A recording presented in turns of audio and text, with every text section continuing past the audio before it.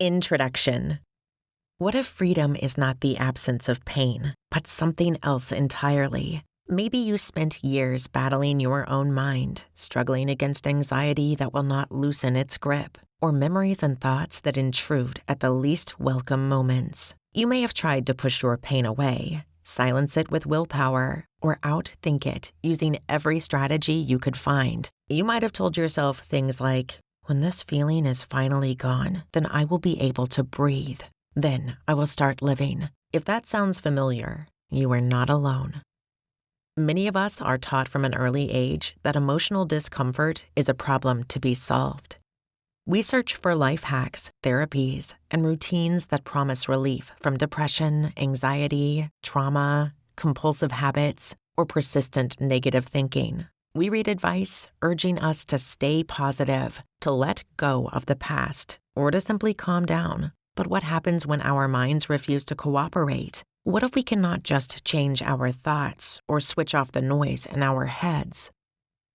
If you find yourself feeling stuck, caught in loops of worry, sadness, shame, or fear, this book is written for you. Perhaps you feel exhausted by the endless effort to fix, fight, or avoid your difficult emotions. Maybe you are frustrated, even discouraged, because despite your best efforts, the pain never fully dissolves. The truth is, you do not need to eliminate your pain to live a full and meaningful life. This book introduces you to acceptance and commitment therapy, or ACT, pronounced ACT, which offers a radical new understanding of how to relate to suffering. Instead of insisting that you vanquish every difficult thought or eliminate every uncomfortable feeling, ACT invites you to learn how to carry these experiences differently. It teaches you to approach them not as enemies to be defeated, but as natural and sometimes unavoidable parts of being human. Imagine for a moment that your life is a journey and that you are carrying a heavy backpack filled with all the worries, regrets, fears, and painful memories you wish you could set down. Most approaches tell you to focus on emptying the pack or leaving it behind altogether. But what if you learned instead how to walk freely, even joyfully, with your load? What if you discovered that true freedom comes not from escaping pain, but from changing the way you hold it? At its core, ACT teaches you that the struggle to control internal experiences is often what keeps you stuck. When you try to suppress anxious thoughts or force unwanted feelings away, they tend to get louder. It is like getting tangled in quicksand. The more you fight, the deeper you sink. ACT helps you step out of this cycle by learning to unhook from your mind's relentless chatter. Rather than trying to win a war against yourself, you discover how to notice difficult thoughts without being dragged around by them. Maybe you have already tried mindfulness or meditation, hoping for some peace and quiet from your racing mind. Or perhaps you have worked hard in traditional therapy, examining your past, challenging your beliefs, or applying cognitive tools, but still feel trapped. The beauty of ACT is that it does not require you to stop thinking negative thoughts or to become a master meditator. You do not have to attain perfect calm or think only helpful thoughts. Instead, ACT gives you simple, practical skills to develop what is called psychological flexibility. This means becoming more open, adaptable, and resilient, even in the middle of emotional storms. In this book, you will learn how to build a new relationship with your mind. You will discover why making room for pain, rather than fighting it, sets the stage for healing and growth. You will practice exercises designed to help you unhook from sticky thoughts, those critical, catastrophic, or obsessive ideas that keep pulling you off course. You will learn ways to accept what you cannot change while still moving forward toward the life you want. Whether you are struggling with chronic anxiety, navigating a season of loss or trauma, wrestling with depression, or haunted by intrusive thoughts that refuse to let go, ACT can meet you where you are. You might be a student, parent, professional, caregiver, or someone facing big life transitions. You might come from any culture, background, or belief system, because pain and hope are universal. What matters most is not what you have suffered, but what you choose to do next. You do not need to be an expert in psychology to benefit from these tools. If you are someone who feels overwhelmed by emotion, but only highly motivated to feel better, this book will guide you gently and clearly. You will not find jargon or technical lectures here, only practical steps you can take today. Each chapter is designed to offer reassurance. You are not broken, and there is nothing wrong with having a busy, complicated mind. Healing is not about achieving perfection or becoming fearless. It is about showing up again and again for the life you want to live, even when pain is part of the journey. ACT does not promise to make your suffering vanish, but it does offer a different kind of hope, the hope that you can have a rich and meaningful life right alongside whatever discomfort your mind brings. It is about developing the capacity to notice your inner experience with kindness, to make conscious choices aligned with your deepest values, and to keep moving even when the road ahead feels daunting. Throughout this book, you will find exercises, stories, and everyday examples drawn from real people grappling with the same challenges you face. You will learn to recognize the old patterns that keep you stuck and how to interpret them with gentle, actionable skills. You will see how small shifts in your perspective can lead to big changes over time, reducing emotional overwhelm and increasing your sense of agency. One of the most powerful lessons ACT has to offer is that your pain is not a sign of failure, weakness, or personal flaw. Pain is part of being alive, and so is joy, love, courage, and connection. When we give up the impossible quest to rid ourselves of suffering, we open to the possibility of living fully, even when life is hard. Freedom, then, is not about erasing parts of yourself or waiting until all of your problems disappear. Freedom is learning how to carry what hurts with more softness and less struggle. It is finding the space to breathe and move and choose day after day. It is waking up to the life you have rather than endlessly postponing happiness until you feel better. As you begin this journey, know that you are not alone. Every chapter is crafted to walk beside you, offering practical tools, compassionate guidance, and steady encouragement. Whether you want to help yourself or support someone you love, everything in these pages is meant to be accessible, gentle, and deeply practical. Together, we will explore how to let go of the fight, loosen the grip of difficult thoughts and feelings, and create a life that matters to you. Turn the page and let us begin. Chapter 1. The ACT Model, a New Way to Heal. Have you ever tried to push away a worry or an uncomfortable feeling, only to find it coming back stronger? Have you wondered if there's a way to stop feeling trapped by negative thoughts without having to fight them constantly? Many people believe that healing means controlling or eliminating painful emotions. But what if the key to feeling better lies in something quite different? This chapter explores a new approach that invites us to change how we relate to our inner experiences, not by battling them, but by learning to move forward with greater ease and purpose. If you've felt stuck in cycles of anxiety, sadness, or overwhelming thoughts, this fresh perspective may offer practical, gentle tools to help you live a fuller life, even when challenges remain. Understanding ACT and the role of psychological flexibility. When life gets tough, it is normal to look for ways to make problems go away. Maybe it is stress at work, worry about the future, or memories that do not feel good. Many people believe the goal is to erase these difficult thoughts and feelings. Acceptance and commitment therapy, often called ACT, pronounced like act in action, takes a different approach. Instead of fighting or avoiding inner struggles, ACT encourages people to accept them as a normal part of having a human mind.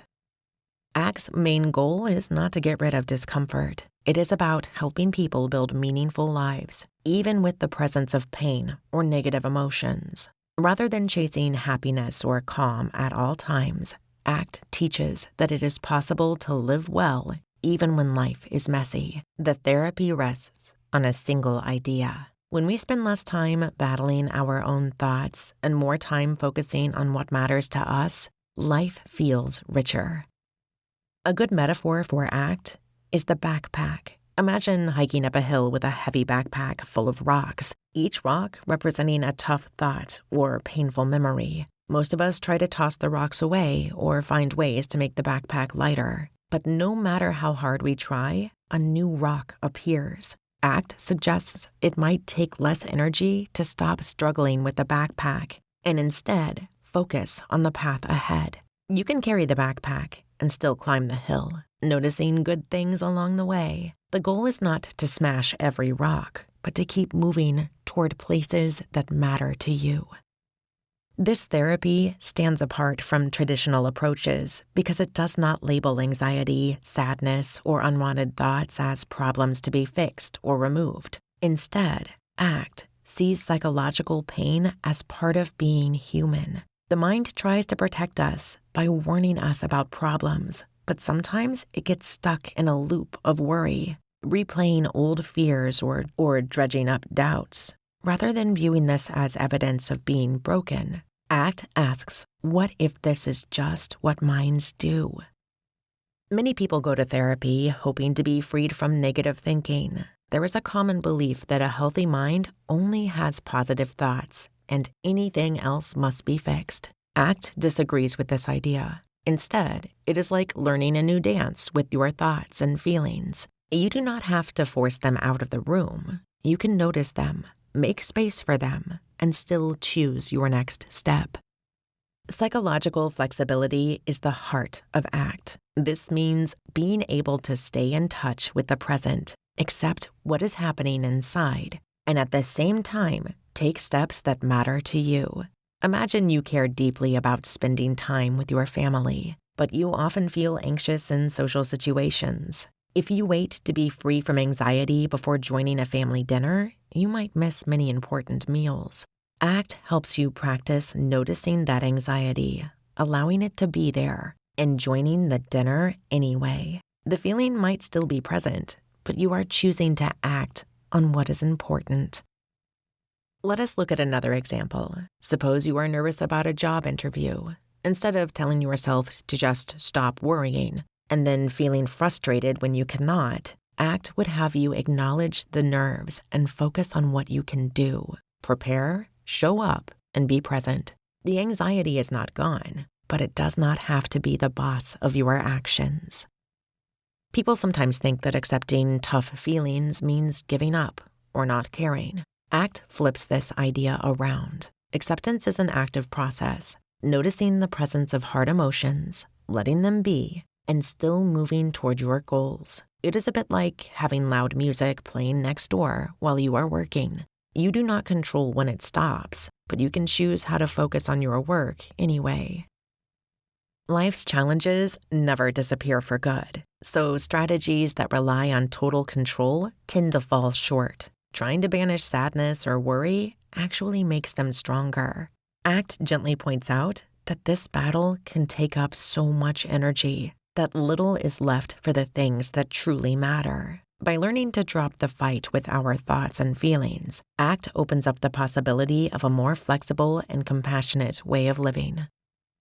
With these principles in mind, ACT invites us to see psychological pain differently, not as a sign of failure, but as a normal part of the journey. By changing our relationship with these experiences, instead of the experiences themselves, we become freer to live lives filled with what matters to us. Psychological flexibility is the skill that helps us bend, adapt, and keep moving forward, even when life gets tough.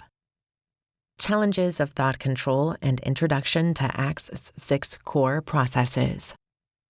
Imagine someone tells you, do not think about a pink elephant. Most people immediately picture a bright pink elephant in their mind, even though trying not to is the whole point. Or think about lying in bed, desperate to fall asleep, but every effort seems to make sleep more impossible. The harder you try to push away thoughts or feelings, whether it is worry, anger, or even the memory of a song stuck in your head, the more stubborn they seem to become. These are simple examples, but they capture a truth about how our minds work. Attempts to control or eliminate unwanted thoughts often make them stronger and more intrusive. Everyday life is full of these struggles. Maybe you have a big meeting or a public speech ahead, and you tell yourself, do not be nervous, do not mess up, stop feeling anxious. But these instructions can cause your anxiety to spike. Trying to force calm or pretend unpleasant feelings do not exist can create more inner turmoil than peace. This leads to what is known as the control paradox. The more effort we put into the controlling, avoiding, or suppressing our internal experiences, the more entangled we become in them. Struggling against distressing thoughts or feelings can often feel like trying to shove a beach ball underwater. For a moment, it disappears, but soon enough, it comes bursting to the surface, sometimes with more force than before. The mind's logical solution of fighting discomfort is not just ineffective, it is counterproductive. Ordinary mental tricks and struggles, such as positive thinking, replacing bad thoughts with good ones, or trying to banish worries out of existence, often end up making those thoughts and feelings more significant. This does not mean we are weak or broken. It is simply part of how human minds work. Fortunately, there are alternatives to this exhausting struggle for mental control. Acceptance and commitment therapy, ACT, invites us to build a different kind of relationship with our inner experiences, one that does not rely on winning an endless fight with our thoughts and feelings. ACT offers 6 core processes, each serving as a piece of a puzzle that helps create more psychological flexibility. Acceptance. Acceptance does not mean giving up or liking every thought that pops up. It means making room for uncomfortable feelings instead of spending all your energy trying to get rid of them. Imagine the difference between gripping a rope in a tug-of-war with your anxiety and letting go, noticing that the rope loosens its tension. Accepting pain or worry lets you focus on life itself instead of the battle against your mind. Cognitive defusion.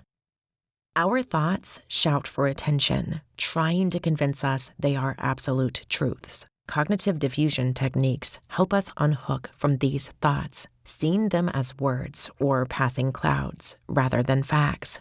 For example, if the thought, I am a failure, appears, you might say, I notice I am having the thought that I am a failure. This simple step puts a little distance between you and your mind's messages, making them less sticky. Mindfulness. Mindfulness is about noticing what is happening right now without trying to change it. It can be as simple as feeling your breath move in and out, paying attention to the sights and sounds around you, or observing your thoughts come and go. This kind of present moment awareness helps us stop ruminating about the past or worrying about the future, even if just for a few seconds. Self as context. Underneath all the noise of your thoughts and feelings is a quieter part of you that is simply aware. This is the observing self, the part that can watch thoughts and emotions come and go without getting caught up in them. When you realize you are not just the storm of your worries or fears, but also the sky that holds them, it becomes easier to navigate life's turbulence. Values clarification. It is easy to get lost chasing comfort or escape from uncomfortable feelings, but ACT focuses on what actually matters most to us, our values. Taking time to ask, what kind of person do I want to be? What is truly important to me? Provides a compass even when emotions are strong. Noticing your values helps you make choices that align with your deeper self rather than just reaching to immediate discomfort. Committed action.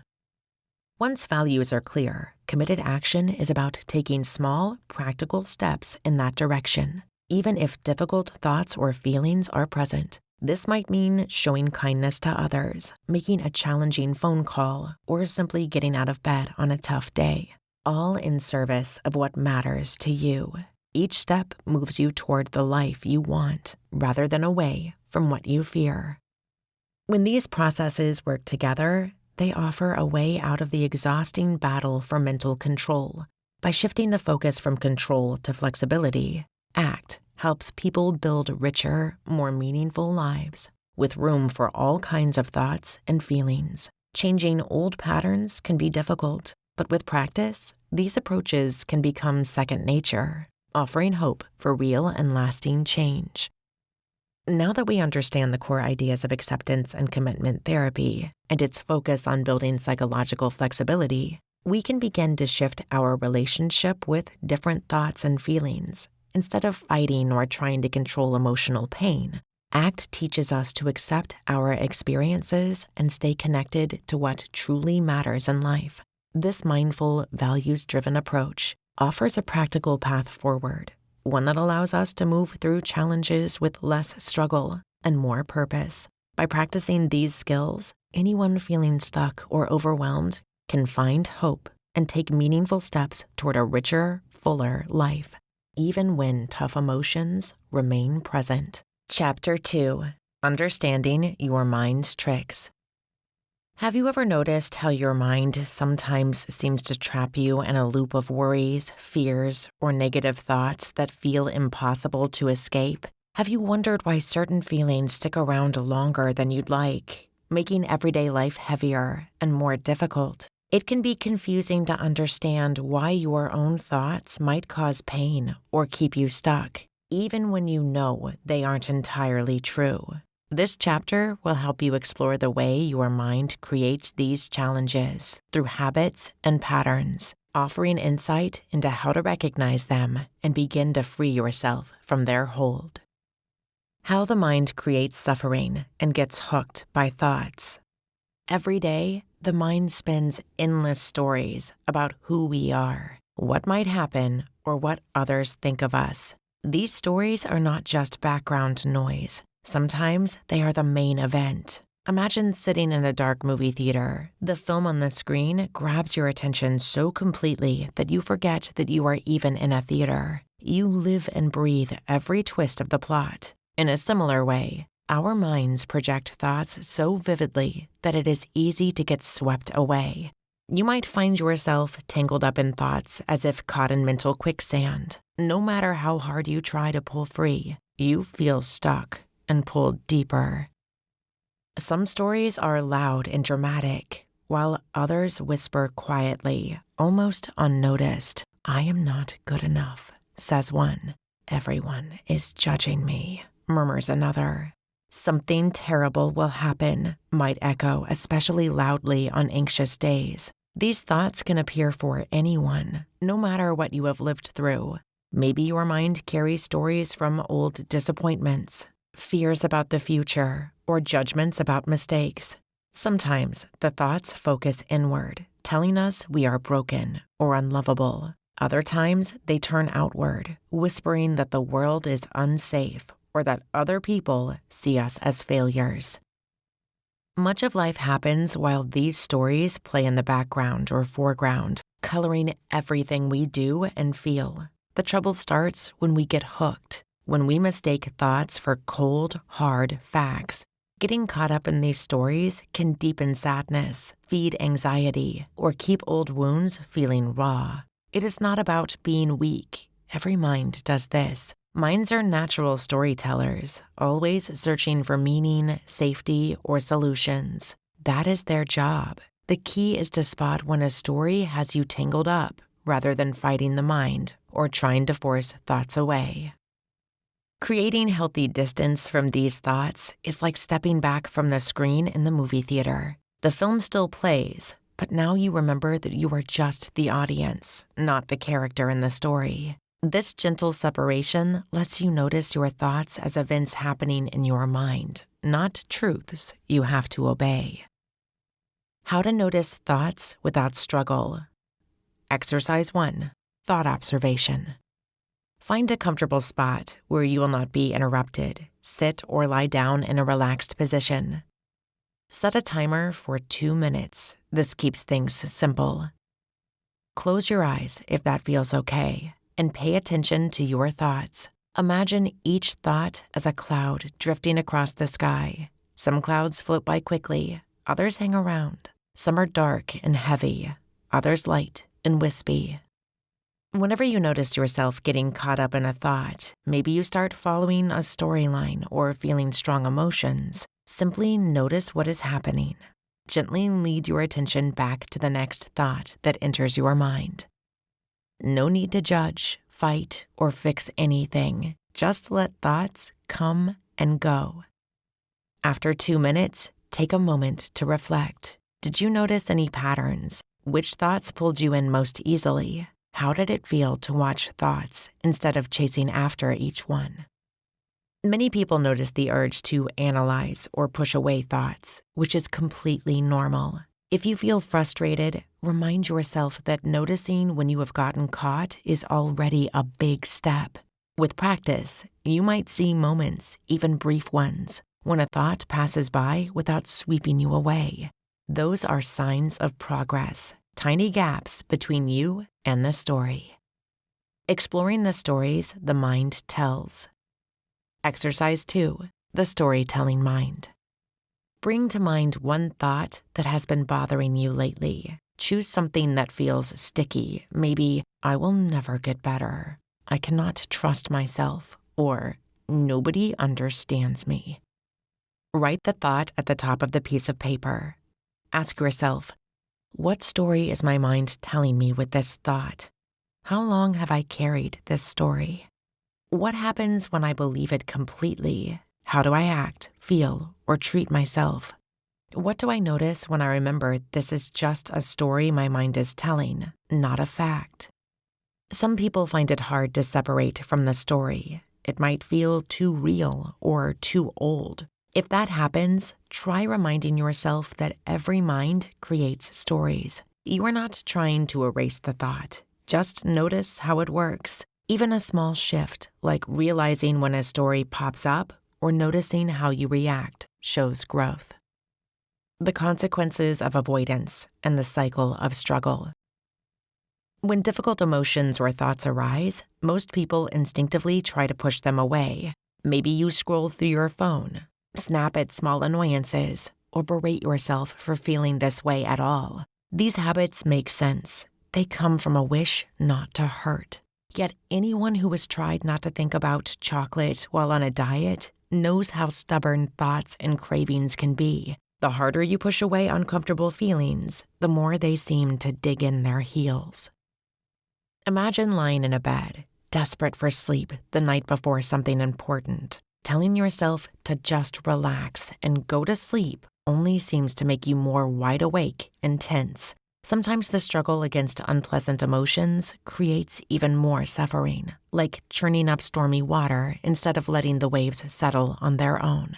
Our natural instinct to avoid pain can trap us in a cycle when we fight what we feel, judge ourselves for struggling, and feel even worse as a result. This is the cycle of struggle. A difficult thought or feeling appears. You try to control, avoid, or suppress it. The effort backfires, making the thought or feeling stronger. You then feel frustrated or ashamed for not being able to control it, and the cycle begins again. The good news is that there is a way out. Instead of fighting your inner experiences, you can learn to notice them, make space for them, and still move forward with your life. This is where acceptance, which we will explore in the next chapter, becomes a powerful tool. Now that we understand how our minds can trap us in patterns of unnecessary suffering, we can begin to gently notice these moments without judgment and choose new ways to respond. By recognizing the stories and thoughts that pull us into struggle, we open the door to greater freedom and calm. With simple, kind attention, it becomes possible to step out of old cycles and move toward a life guided by what truly matters. Chapter 3. The Power of Acceptance. Samantha sat quietly on her couch, heart pounding and mind racing with worries she couldn't shake. She tried everything, from distancing herself with her phone to forcing positive thoughts, to even telling herself to just calm down. But the tightness in her chest only grew. The more she resisted, the louder those feelings became, like a storm refusing to pass. It seemed as if no matter what she did, the anxiety was there, demanding attention she wasn't ready to give. This experience is common for many who find themselves caught in the grip of difficult emotions, unsure how to face them without getting overwhelmed or pushed away. Redefining acceptance and allowing emotions to flow. Most people instinctively try to avoid difficult emotions. When worry, anger, or sadness shows up, it is normal to want to push them aside, distract yourself, or pretend they are not there. Maybe you find yourself scrolling endlessly through your phone, snapping at small annoyances, or berating yourself for feeling this way at all. These habits make sense. They come from a wish not to hurt. Yet anyone who has tried not to think about chocolate while on a diet knows how stubborn thoughts and cravings can be. The harder you push away uncomfortable feelings, the more they seem to dig in their heels. Imagine lying in bed, desperate for sleep the night before something important. Telling yourself to just relax and go to sleep only seems to make you more wide awake and tense. Sometimes the struggle against unpleasant emotions creates even more suffering, like churning up stormy water instead of letting the waves settle on their own. Our natural instinct to avoid pain can trap us in a cycle where we fight what we feel, judge ourselves for struggling, and feel even worse as a result. Acceptance is often misunderstood. Some people worry that accepting pain means giving up or simply learning to tolerate misery, like a punishment that cannot be avoided. But acceptance is not passively rolling over or simply enduring misery. In fact, it is an active process, one that takes courage and strength. It means choosing to open up to what you are experiencing, even when it is deeply uncomfortable. Acceptance is looking at your emotional experiences not as a problem to solve or enemies to banish, but as part of your human experience. Think of your emotions as weather. You cannot control the rain, thunder, or sunshine, but you can decide whether you will huddle indoors, stomp your feet in frustration, or find a way to dance in the rain. Trying to fight difficult feelings is like yelling at a storm. The weather will not change because we do not like it, but we can choose how to respond. Or imagine hosting a house party. Some guests might be loud or awkward. You do not have to love every person who arrives, but you can decide how to make space for them, rather than starting a fight at your own door. Opening up exercise. Purpose: learning to create space for emotions. Duration: 5 to 10 minutes. Steps: 1. Notice an uncomfortable emotion arising. 2. Bring awareness to where you feel it most in your body, such as your chest, throat, or stomach. 3. Imagine the sensation has a color, shape, and texture. Maybe your anxiety feels like a stiff blue knot, or sadness feels heavy and gray. 4. Visualize making room for this feeling by opening a door, stretching the space around it, or letting your breath move through it. 5. Notice if you have an urge to push the feeling away, tighten up, or distract yourself. 6. Gently practice saying aloud or in your mind, "I notice I am having the feeling of emotion." 7. Allow yourself to continue breathing and make space for as long as needed. Expected outcome: you might notice less of a struggle with emotions and a feeling of greater space inside. Signs of progress: over time, difficult feelings may trigger less immediate reactivity or avoidance. Acceptance is not about giving in or becoming numb. It is an act of self-kindness. Consider the person with anxiety before a big presentation, their mind full of racing thoughts. Instead of battling nerves or pretending they are not anxious, they take a quiet breath and say, "This is anxiety. I can feel it in my chest, and right now it is here with me." The urge to run away softens just a little. Someone grieving can feel sudden waves of sadness. Rather than trying to fix or smooth these feelings, they let themselves cry, acknowledging the feeling as a natural wave. For those with flashbacks or difficult memories, making space for the discomfort, even if just for a moment, can gently loosen its grip. You do not have to want or like difficult feelings to accept them. Acceptance does not mean approving of pain or resigning yourself to it. It means you are choosing to stop the exhausting fight, even for a few minutes, and allowing your emotions to exist without making them enemies. Here are some ways to practice acceptance in daily life. Notice when you start resisting feelings, such as clenching muscles, holding your breath, or mentally arguing with yourself. Label emotions as they arise. This is frustration. I feel lonely right now. Use and instead of but. For example, I am scared and I can keep going, instead of I am scared but I should not be. Bring awareness to your body and create space for emotion with each breath. Offer yourself gentle, kind words. It is okay to feel this. I can be with this for now. Willingness over control. Mindfulness strategies for emotional resilience. Trying to control emotions can feel like wrestling with a strong wind, only to find yourself exhausted and unsettled. Many people turn to strategies like pushing feelings away, distracting themselves, or telling a convincing story to make difficult emotions disappear. After an argument with a friend, someone might try to ignore the lingering sadness by immersing themselves in work. In the middle of a stressful work deadline, a person may repeat, I am fine, in an effort to suppress growing anxiety.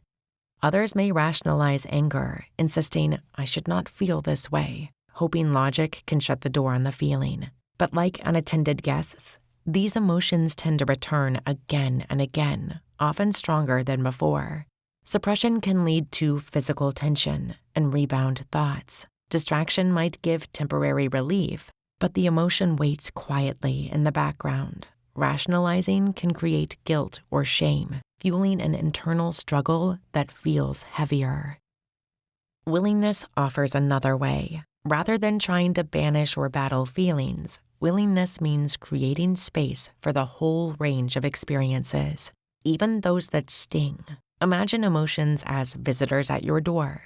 You can slam the door in their face, or you can let them in, offering them a spot in your living room, knowing they will eventually leave on their own.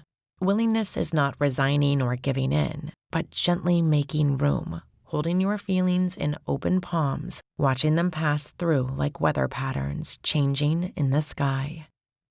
A simple way to see this contrast in action is through the control versus willingness experiment. Choose a recent noticeable emotion, perhaps frustration from a tense conversation or anxiety about an upcoming change. Sit quietly, close your eyes if it feels comfortable, and recall this feeling as vividly as possible. For the first minute, deliberately try to control the emotion. You might repeat a phrase like, go away, tense your body, or mentally argue with the feeling. Notice the effects. Does the feeling shrink, or does it push back harder? Is there tightness in your chest or jaw? Internal dialogue here often sounds like, this is too much, I need to stop this, or if I just think positive, I will not feel it anymore. Then take a gentle breath and shift to willingness. Soften your body, noticing where the emotion settles. Maybe a heaviness in your stomach or a flutter in your heart. Silently say, it is okay that you are here, or I can let you be here for now. Imagine you are opening the door and allowing the emotion inside, like letting a guest sit quietly beside you. The feeling may rise and fall, shift in shape, or stay steady. Emotions might whisper, this hurts, and you respond, I notice you. You can stay as long as you need. Often, a surprising spaciousness appears, even if the emotion does not go away. This is how willingness transforms the emotional landscape, from pressure and constriction to openness and ease. If the emotion becomes overwhelming, give yourself permission to pause or shift your awareness to a soothing sensation, such as the feeling of your feet on the ground. If you notice racing thoughts, increased agitation, or a sense that it is becoming too much, it is perfectly okay to step back. Some feelings can benefit from the support of a friend, therapist, or counselor. Modifications include focusing on a milder emotion or practicing with a memory instead of a current issue. To build trust in the process, the safe container practice can help. Begin by picturing a sturdy, comforting container in your mind, a favorite box, a soft cloud, or your own open hands. Choose a manageable emotion, naming it softly. Visualize gently placing this feeling in the container, letting it rest there without trying to change or explain it away. The container holds everything just as it is. No control needed, only presence. If discomfort rises, imagine widening the container or inviting a gentle breath to cushion the feeling.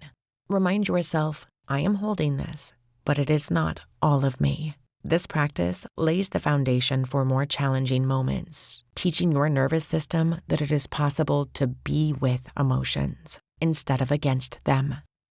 Tiny moments of willingness each day, pausing before reacting in a tense conversation or breathing with disappointment after a setback, build emotional space. Willingness is a way of befriending ourselves, combining acceptance and kindness. Though the urge to control is normal, willingness opens a door to living with feelings, not in spite of them. Each practice makes the door wider for whatever comes next. Now that we understand acceptance as an active, courageous choice to open up to our emotions rather than fight or avoid them, we can begin to build a kinder relationship with our inner experiences. By practicing willingness and making space for feelings, no matter how uncomfortable, we create room for healing and resilience to grow. This approach helps break the cycle of struggle and self-judgment, allowing difficult emotions to flow through us instead of trapping us inside.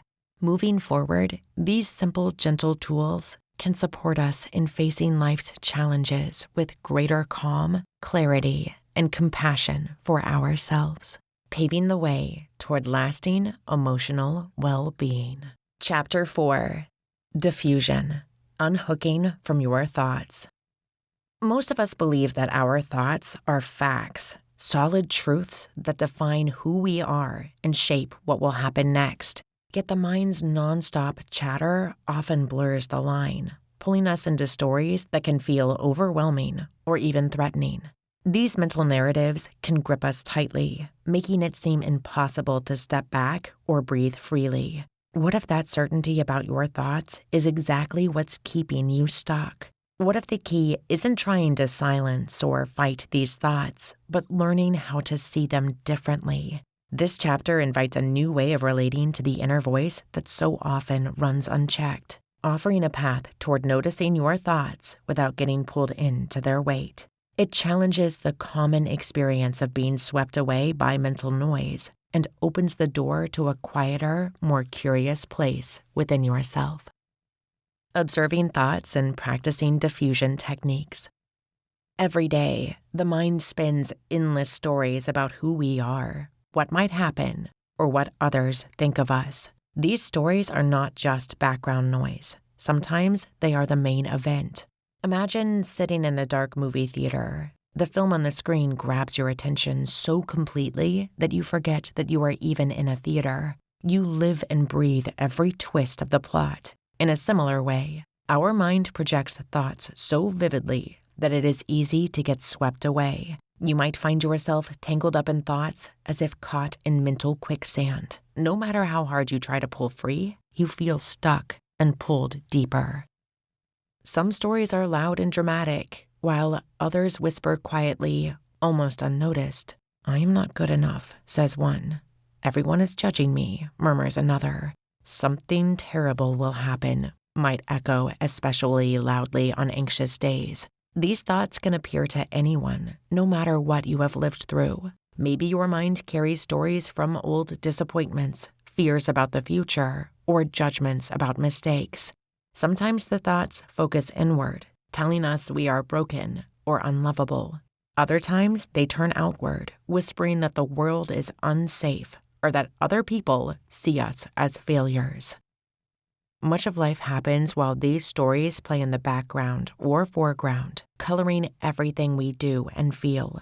The trouble starts when we get hooked, When we mistake thoughts for cold, hard facts, getting caught up in these stories can deepen sadness, feed anxiety, or keep old wounds feeling raw. It is not about being weak. Every mind does this. Minds are natural storytellers, always searching for meaning, safety, or solutions.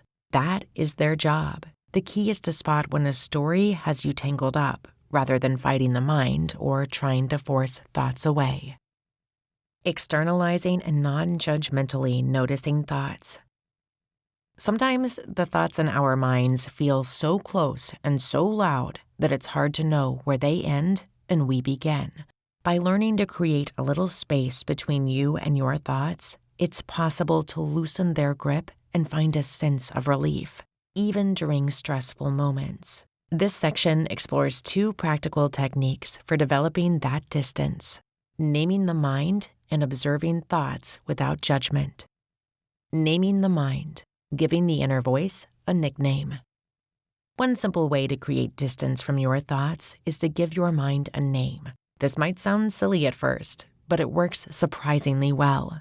When a distressing thought appears, instead of saying, "I am a failure," you might say, there's my mind again, telling its failure story."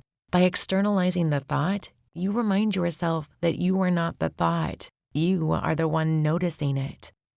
For example, if your name is Sam, you might say, "Sam's mind is doing that worry thing again." Or you could name your inner critic something playful like the alarmist or old grumbler. The goal is not to mock yourself, but to create a gentle, light-hearted separation.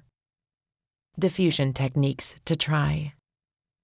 Here are several practical diffusion techniques you can practice anytime, anywhere. The "I notice I'm having the thought that" technique. When a difficult thought appears, add this phrase to the beginning: "I noticed I'm having the thought that." For example, instead of "I can't do this," say, "I notice I'm having the thought that I can't do this." This small shift creates immediate distance. Labeling the story. When your mind spins a familiar tale, label it simply, the "I'm not good enough" story is playing again. Or, "There's the something bad will happen" channel. Naming the story reminds you that it is just one story among many. The leaves on a stream visualization. Imagine yourself sitting beside a gentle stream. Picture every thought as a leaf floating on the water. Place each thought on a leaf and watch it drift away. You don't need to grab the leaf, analyze it, or push it away. Just let it float downstream. Thanking your mind. When an anxious or critical thought appears, try saying, "Thank you, mind, for trying to protect me. I don't need to act on this right now."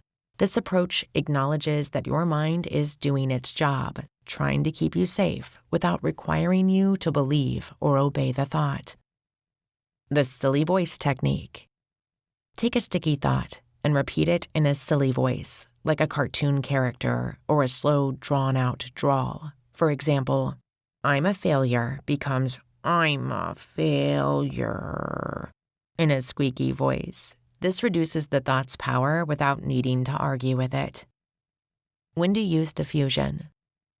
Diffusion is especially helpful when you feel stuck in rumination or worry loops. A thought is telling you that you cannot do something important. You notice yourself believing a thought as absolute truth. An intrusive thought keeps returning despite your efforts to push it away. Remember, diffusion is not about making thoughts disappear. It is about changing your relationship with them so they have less control over your actions. Keep these simple steps in mind when you notice yourself getting hooked by a difficult thought. 1. Pause.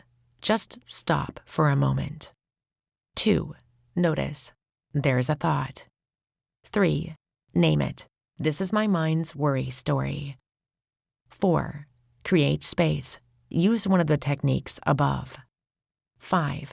Return. Bring your attention back to what you are doing or to your breath. With practice, diffusion becomes faster and more natural. You may find that thoughts still come, but they no longer drag you along for the ride. You can simply notice them, smile, and continue moving toward what really matters to you. Now that we understand how to create distance from our thoughts through diffusion, we can begin to respond to our inner experiences with greater freedom and flexibility. Instead of being pushed around by every thought that appears, we learn to notice thoughts as mental events, not commands.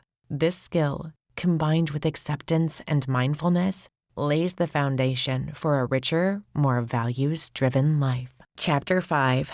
Mindfulness for Everyday Peace. "I can't stop thinking about it," Sarah whispered, her voice barely audible in the quiet room. She twirled a stray thread on her sleeve, eyes distant and restless. "No matter what I do, the thought just keeps coming back, and they drag me under every time." Across from her, I nodded with understanding, a familiar story for many who feel trapped in their own minds, overwhelmed by worries, memories, or feelings that spiral out of control. The struggle is not just the thoughts themselves, it is how they pull us away from this moment, making peace seem unreachable. Like Sarah, countless people live caught between wanting relief and not knowing how to find solid ground when their emotions surge and their minds race. This chapter steps into that space where the noise happens, offering gentle ways to meet what arises without fighting, inviting a different kind of attention that opens the door to calm, balance, and kindness toward oneself. Anchoring to the present and grounding techniques. Noticing what is happening right now might sound simple, but it is at the very heart of mindfulness. In daily life, the mind can wander with memories to worries, replaying stressful moments, or guessing what might come next. For people living with anxiety, PTSD, OCD, or intrusive thoughts, this wandering might often feel like a storm that does not settle. Mindfulness offers something different. It teaches the art of returning the mind to this very moment, right where the body is, using gentle curiosity. The science behind this approach is rooted in how the nervous system reacts to stress. When the mind drifts to distressing memories or future worries, the body can enter a state of high alert. The heartbeat quickens, muscles tense, and breathing becomes shallow. This can feel overwhelming, like being swept up in a current you cannot control. By using mindfulness skills, attention is brought back to the present, signaling safety to the brain. This helps regulate the nervous system, allowing the body and mind to move out of fight or flight mode and into a state of balance. It is not about making thoughts disappear. Instead, it is a practice of noticing thoughts, feelings, and physical sensations without judgment or the need to push them away. Present moment awareness in real life may look like this. Sitting at your desk after a stressful meeting, hands feeling cold and your chest tight. Rather than getting caught in worries about what your boss might think, you pause and feel the coolness of your fingertips, the pressure of the chair under your legs, and the steady rhythm of your breath. In a crowded store, overwhelmed by noise, instead of feeling trapped by anxious thoughts, you shift attention to the sounds around you, the hum of fluorescent lights, the muffled conversations, the feeling of the shopping basket's handle in your hand. These small acts help interrupt the cycle of anxiety or distress before it takes you. Sensory grounding, 5 senses exercise. Purpose and benefits. This practice helps anchor attention by inviting you to notice simple details around you. It can quickly pull thinking out of a spiral and ground you to your surroundings. This is especially useful during overwhelming moments when anxiety or intrusive thoughts become intense. Detailed steps. Sit or stand comfortably, feet flat on the floor, and take a slow, deep breath. Look around and silently name 5 things you can see. These might be colors, shapes, or specific objects. Close your eyes or soften your gaze. Listen for 4 distinct sounds: distant traffic, a ticking clock, or your own breathing. Notice 3 things you can feel. Focus on the texture of your clothing, the temperature of air on your skin, or the weight of your body against a chair. Bring your attention to 2 smells around you. This could be your soap, fresh air, or a cup of coffee. End by noticing one thing you can taste, perhaps the aftertaste of a meal or a sip of water. Common challenges and gentle solutions. The mind may jump back to worries, and that is normal. If you notice thoughts pulling you away, gently guide attention back to the senses without criticism. Some environments seem dull or distracting. It helps to focus on every tiny detail, like the sensation of your tongue against your teeth or a faint smell in the air. Signs of progress. You might notice your breath slowing, your neck and shoulders relaxing, or thoughts becoming less intense. Even a brief pause to name 1 or 2 sensations is a sign you are practicing. Tips for consistent practice. Try linking this exercise to daily routines, like waiting at a stoplight or washing your hands. Visual reminders, such as a small item in your pocket or a phone wallpaper, can prompt you to check in with your senses. Breath awareness for grounding. Purpose and benefits. Paying attention to breathing settles the body and mind. Focusing on the breath can slow racing thoughts and offer immediate relief, especially during panic or sudden anxiety spikes. Detailed steps. Sit or stand with your back supported. Allow your eyes to rest on one spot or gently close them. Notice your natural breath without changing it. Feel the coolness of air entering your nostrils and the warmth as you exhale. Place a hand on your chest or belly, observing the subtle rise and fall. If anxiety is high, try extending the exhale. Breathe in for a gentle count of 3. Out for a slow count of 4. If thoughts intrude, anchor your attention by silently repeating, breathing in, I notice. Breathing out, I release. Modifications for anxiety or panic symptoms. If focusing on breath feels intense, try observing the breath through movement, watching your fingers move with each exhale, or listening to the sound of breathing rather than feeling it internally. Common challenges and gentle solutions. Distraction is common. Bring curiosity to each sensation, even if thoughts pull you away repeatedly. Comfort with breath focus grows with time. Signs of progress. A feeling of warmth in your body, slightly slower breathing, or even the sense of returning to yourself, even for a moment, are all signs of progress. Tips for consistent practice. Pair breath awareness with simple activities, such as waiting for coffee to brew or pausing at a red light. Gentle reminders or setting a daily alarm can help make it part of your routine. Mindfulness will not eliminate anxiety or erase difficult times, but it can become a steady anchor. In moments of workplace overwhelm, during social situations that spark self-doubt, when unexpected memories surface or strong emotions threaten to take hold, these grounding techniques offer a reliable way to return to the here and now. Over time, present moment awareness becomes a skill you can rely on, no matter the storm. As the chapter unfolds, tools will be adapted for the unique challenges of OCD and PTSD triggers, deepening the foundation built here. Mindfulness for intrusive thoughts and self-compassion practices. Many people find that mindfulness helps them notice thoughts and feelings more clearly, but when intrusive thoughts arise, random, unwanted, or distressing, this new awareness can feel even harder. For those dealing with OCD or PTSD, intrusive thoughts often carry added weight. The urge to make these thoughts go away can be overwhelming. The mind, trying to protect, looks for ways to control, push away, or argue with these ideas. Unfortunately, this struggle often backfires, making the thoughts feel even more powerful and sticky, like trying to hold a beach ball underwater. The harder you push, the stronger it pops back up. Instead of fighting, mindfulness invites a different approach. Rather than wrestling with each thought or trying to make it disappear, you can notice it there, gently label it, and allow it to be part of your awareness without grabbing hold. This gentle noticing, combined with self-compassion, changes the struggle. You become less of a referee trying to reject thoughts from the mind and more of a curious, caring bystander, watching the mind's stream without rushing to change its course.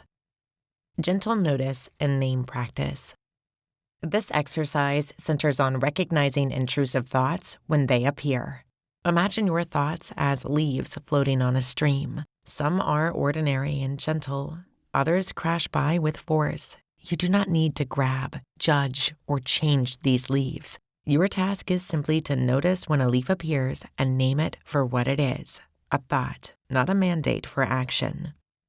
How to practice. When you spot an intrusive thought, something sudden, disturbing, or repetitive, pause for a second. In your mind, gently say, thinking, or worrying, or remembering. You can use your own words, such as, this is my OCD thought, or this is a trauma memory. Notice any urge to debate, suppress, or reason with the thought.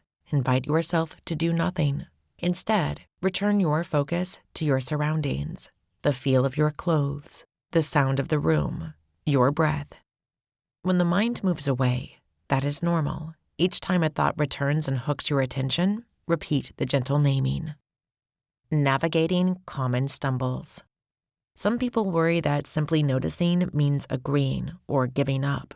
The truth is, naming a thought is not compliance. It is just acknowledgement. I see you. Sometimes thoughts seem so big that it is hard not to get lost in them. If you feel pulled in, try briefly touching something nearby or focusing on one small sensory detail. You are not failing. You are practicing. Inviting self-compassion.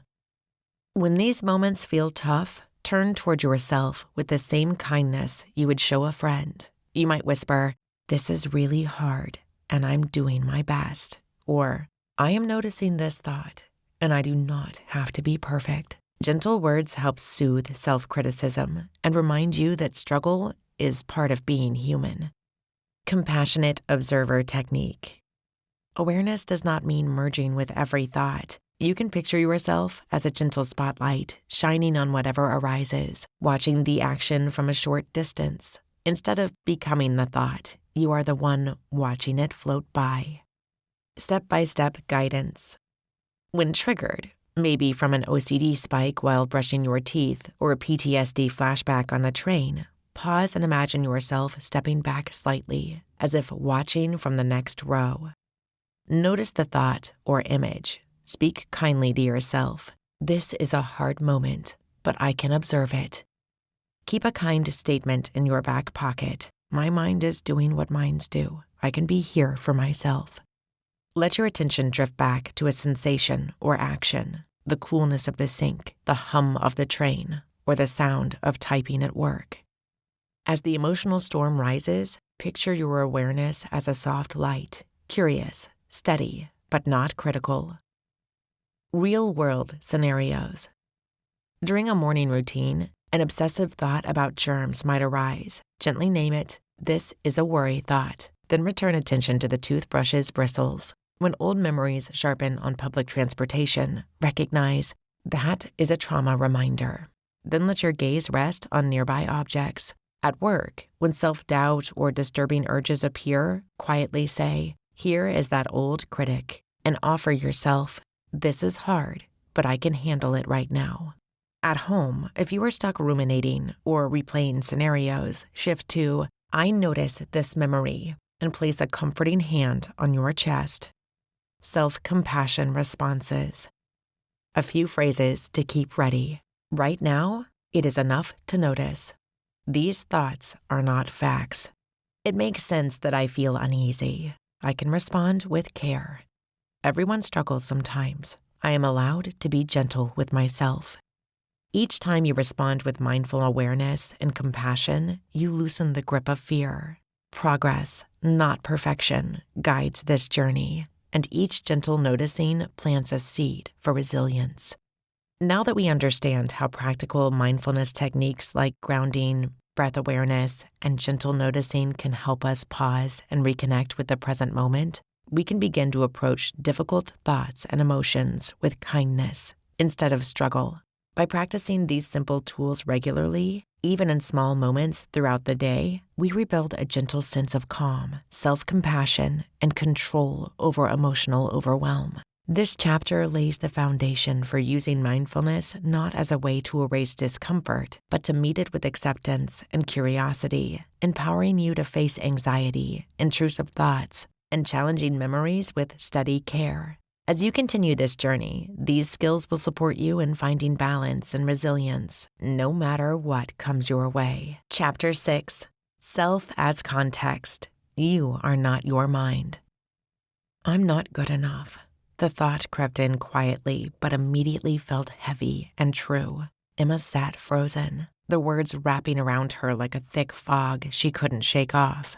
Every time a similar thought appeared, it wasn't just a fleeting idea. It felt as if it was who she really was underneath everything. When worries or self-doubt arise, they often don't feel like passing moments. Instead, they seem to define us completely. For many, this blending or identity with thoughts or feelings becomes hard to untangle. The struggle isn't just about managing uncomfortable emotions or challenging beliefs, but about the deep question of who we are when those stories play out in our minds. Understanding the observer self and using metaphors for mental separation.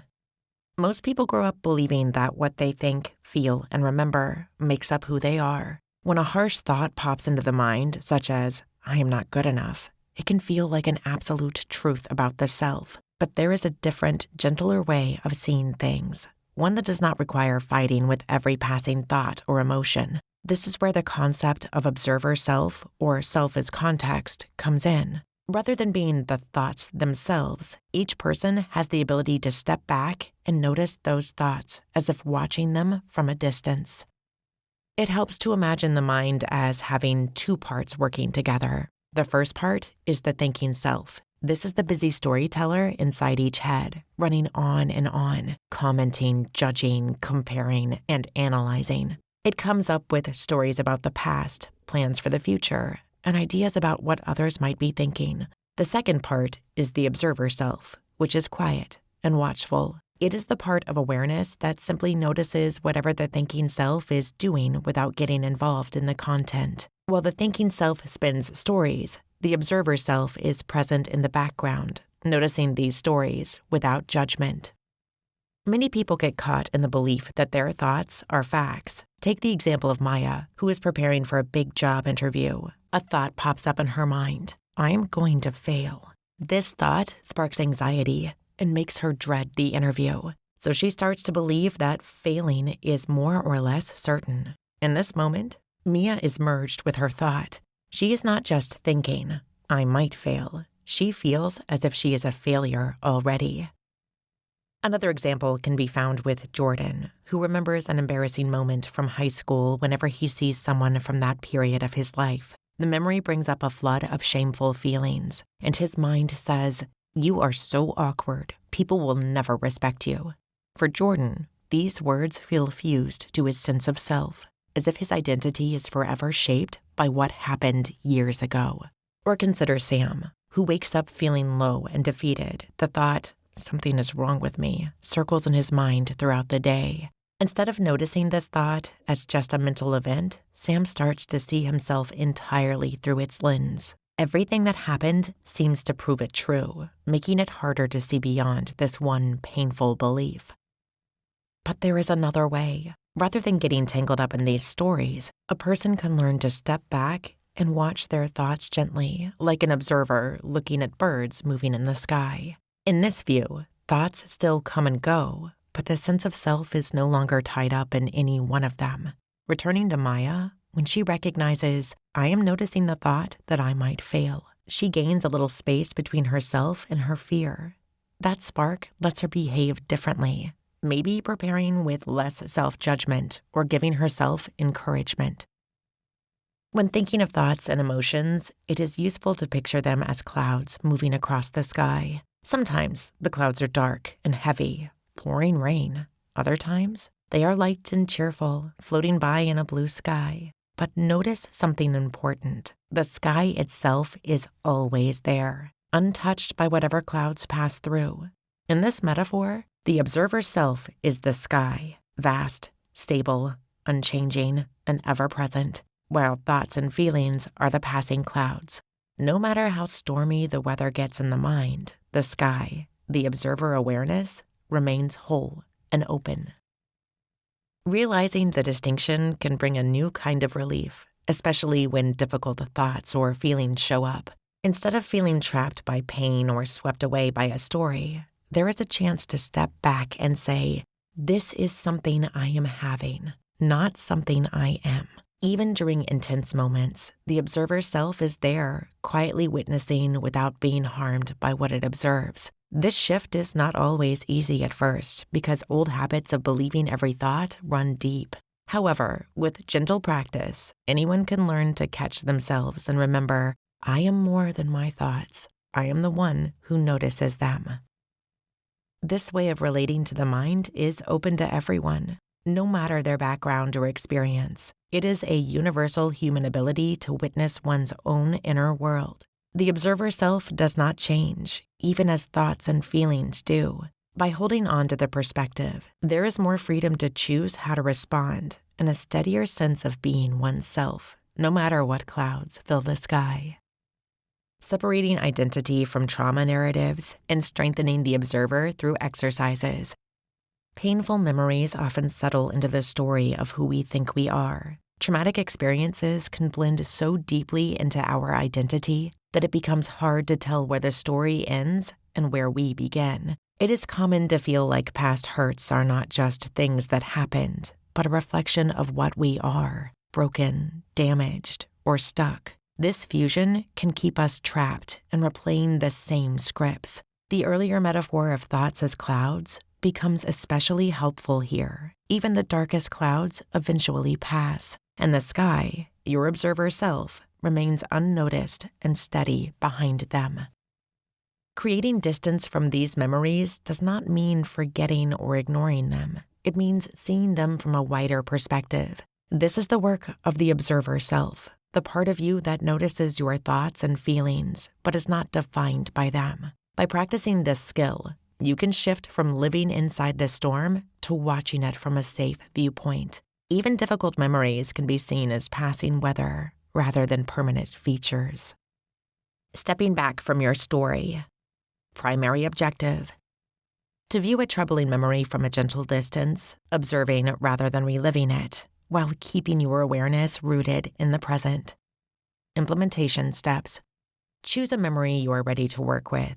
Start small, maybe something upsetting but not overwhelming. Sit comfortably, feel your breath, and notice what supports you, your chair, your feet on the floor, the sounds in the room. Picture the memory like a scene in a movie playing far away or floating on a passing cloud. Remind yourself, I am here in the present, watching this memory from a safe distance. If you get swept up, gently pull back your attention to your breath or the physical sensation of sitting. Whisper to yourself, I am noticing the memory of what happened, instead of, I am reliving what happened. Adjust the distance as needed. You might imagine the memory scene moving closer or further away until it feels comfortable to watch. Allow yourself to return fully to the present whenever you wish, congratulating yourself for any amount of practice. Signs of progress. You notice you can watch the memory without becoming completely lost in it. Your body may feel steadier, or you may find it easier to return to the present after looking at the memory. Your language might shift from, I am broken because of what happened, to, I noticed the thought that what happened broke me. Gentle troubleshooting. If the memory feels overwhelming, pause and focus on your breathing or things you can see and touch in the room. Remind yourself you control the distance and intensity of the practice. Pull back whenever needed and try again another time if you like. The Witnessing Journal. Primary objective. To write about painful experiences from the observer self, noting thoughts, emotions, and physical sensations as passing events. Implementation steps. Use a notebook or document set aside for this practice. Begin by writing today's date and how you feel physically and emotionally right now. Choose a difficult experience to reflect on, Again, starting small makes this safer and easier. Write about the experience using phrases like, I am noticing the thought that a feeling of sadness is arising, or there is a tightness in my chest as I recall this moment. If you catch yourself returning to fused statements, such as, I am a failure, gently rephrase, I am noticing the thought that I am a failure. Conclude with writing about your current environment, anchoring yourself in the present, sights, sounds, sensations. Signs of progress. Your journal begins to fill with observations rather than judgments. You find space between your thoughts and who you really are. Over time, you spot patterns in how memories come and go, just like clouds across the sky. Gentle troubleshooting. If writing feels too intense at any point, close the notebook, place your hand on your heart, and return your focus to the room around you. Remind yourself that you are not your memories, and you can pause any time. Practicing perspective. With each exercise, it becomes easier to see that you are not your difficult experiences. Your observer self is always here, steady, whole, and separate from the changing weather of thoughts and feelings. The work of stepping back and witnessing pain does not need to be perfect or forced. Even a few seconds of clear distance gives you space to breathe. Every time you practice, you reinforce your skill to respond to pain with clarity and choice. These exercises build on all we have discussed: metaphors, thought separation, and flexible perspective, laying the groundwork for a lifetime of psychological flexibility and freedom. Now that we understand how to step back and connect with the observer self, we can begin to create distance from painful thoughts and memories instead of being swallowed by them. By practicing gentle awareness and using simple exercises like watching our thoughts as passing clouds or writing from a place of witnessing, we build the skill to notice that our mind is doing without losing sight of who we truly are. This perspective gives us more freedom to respond with kindness and choice, even in difficult moments. With patience and practice, anyone can strengthen their psychological flexibility, finding steadiness and hope amid life's challenges, knowing they are always more than their stories or struggles. Chapter 7. Clarifying your values. Most of us believe that if we could just get rid of our difficult emotions, anxiety, sadness, or loneliness, life would begin to feel meaningful and manageable. We spend time and energy trying to fix or escape these feelings, hoping that relief will unlock a better version of ourselves. But what if that approach misses something essential? What if the key is not eliminating emotional pain, but learning how to live fully alongside it? This chapter invites you to explore your personal values, those deeply held parts of yourself that matter most, even when life feels overwhelming. You will discover how understanding and connecting with these values can provide steady guidance during emotional challenges. Instead of focusing on escaping discomfort, you will learn ways to carry your feelings while moving toward a life rich with purpose and meaning. Understanding the importance of values and identifying what matters most. Many people get caught in the trap of trying to fight or fix their toughest emotions. When anxiety, sadness, or loneliness show up, it is easy to believe life can only start once those feelings are gone. This focus on getting rid of emotional storms often leads to endless searching for new tips or tricks to stop feeling bad. Imagine someone who starts avoiding friends and social events because anxiety feels too big. Life shrinks as they skip the things they once enjoyed, hoping this will help the anxiety stop. But after weeks or months, the anxiety remains, and now life feels smaller and lonelier. Contrast this with another person who still feels anxiety, but chooses to attend a friend's birthday party because their relationship matters to them. The anxiety comes along, maybe even loudly, but sharing moments with friends gives their night purpose. Feeling anxious becomes something to carry, not a barrier that blocks life from happening. Actions guided by personal values open doors to meaning and growth.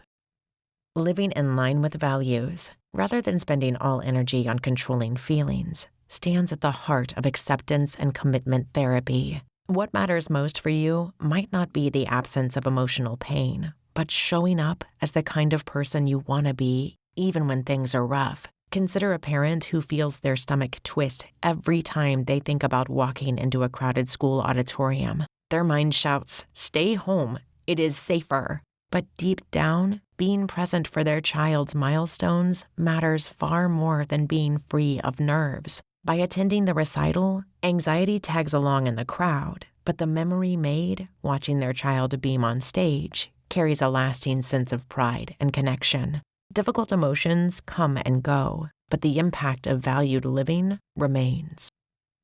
A young adult pushing through depression at work might face days when getting out of bed feels like climbing a mountain. Instead of measuring success by how happy or motivated they feel, they reconnect with a core value: growth through learning and contribution. Taking a small step, completing a work project, or helping a teammate does not erase their emotional struggles, but it brings a sense of movement, purpose, and even hope. Fulfillment begins to grow not from escaping pain, but from acting in ways that make life meaningful. Exploring your own values, a practical exercise. Every person's values are deeply personal. They are not rules or checklists handed down by others. They do not depend on what you should want. Values are the qualities you want to bring to your life, even on the hardest days. Discovering these values is an ongoing process that can start with simple reflection. What matters so much to you that you would carry anxiety, sadness, or uncertainty to have it in your life? When you remember the proudest, most connected moments, what stands out about how you acted or who you were with? If nobody else's opinions mattered, what kind of person would you hope to become? Where do you find yourself longing for more meaning, not just pleasure, but true fulfillment? Guided reflection space. Take a few minutes to jot down your thoughts or let your mind wander through these questions. Notice your first answers and try not to judge them. There are no right or wrong values, only the ones that feel true for your life. Real-life application steps. Think about these key domains. Relationships. Do you value being open, loyal, supportive, or curious? Being a supportive friend centers who you want to be, while having more friends sets a specific goal. Personal growth. Is it important for you to keep learning, facing fears, or exploring creativity? Work and contribution. Do you value honesty, teamwork, leadership, or bringing positivity into your work? Health and self-care. Might you value kindness toward yourself, persistence through struggle, or actively caring for your body? Leisure and recreation. Do you want to approach hobbies with joy, playfulness, exploration, or relaxation? For each domain, ask yourself, is this something I want for myself, or what others expect from me? Try writing a value statement for at least one area. For example, being a present parent, approaching challenges with curiosity, or bringing laughter and lightness to my free time. These statements can guide your choices, especially during emotional storms. The values you discover here will become your anchors when life gets turbulent. In the following sections, you will learn how to use these anchors as steady supports, helping you keep your course through whatever emotions arise. For now, allow this values exploration to plant the first seeds for a more grounded, meaningful way of living, and where your deepest priorities guide each step, not just the search to feel better. Applying values during difficult times and writing a personal value statement. During the emotionally turbulent times, personal values can feel like anchors, steadfast points that hold us steady when everything around and inside us is shifting. Emotional distress often clouds judgments or prompts impulsive reactions. When anchored to clear values, decisions and actions can still align with what matters most, even when feelings are stormy or overwhelming. Part 1. Values as emotional anchors. Values work in the background, providing quiet, reliable guidance. By drawing on a core value, people can find direction when emotions threaten to pull them away from who they want to be. Example 1. Anxiety and authenticity. Imagine Lisa, a young professional, feeling her chest tighten as she prepares for a big presentation. Her anxiety pushes her to shy away or pretend to be more confident than she feels. One of Lisa's core values is authenticity, being true to herself. Instead of suppressing her anxiety, Lisa acknowledges it and opens her presentation with a small admission. I am a little nervous because this is so important to me. By acting in line with authenticity, the tension erases. Her audience connects with her humanity, and the anxiety loses some of its grip. Example 2. Overwhelm and family presence. Jamal, a father of 2, comes home after an exhausting day at work. His stress leads to irritability, and he is tempted to withdraw to his phone and tune out. Remembering his value of being present for family, Jamal decides to set aside his phone, sit down with his kids, and listen to their stories about the day. Though tired, acting with presence gives him a sense of purpose and ends the evening with laughter rather than distance, even if his energy is low. Example 3. Depression and integrity. Maya, a college student, experiences a period of depression. She does not want to attend class or turn in assignments, tempted to come up with excuses, yet maintaining integrity is deeply important to her. She writes her professor an honest email explaining her struggles, asks for a short extension, and commits to submitting her work as soon as possible. This action feels hard, but it keeps her connected to her values and fosters trust with her professor. Each scenario shows how recalling a specific core value steers the person's actions, often gently, sometimes firmly, toward outcomes that feel right, even when emotions pull in a different direction. The sense of rightness or alignment is one sign the value anchor worked. Reflection prompts. When have I felt proud of myself after a difficult day? What value was guiding me? What emotional situations tend to throw me off course? Which value could help anchor me then? How can I remind myself of my values in the heat of a challenging moment? Troubleshooting strategies.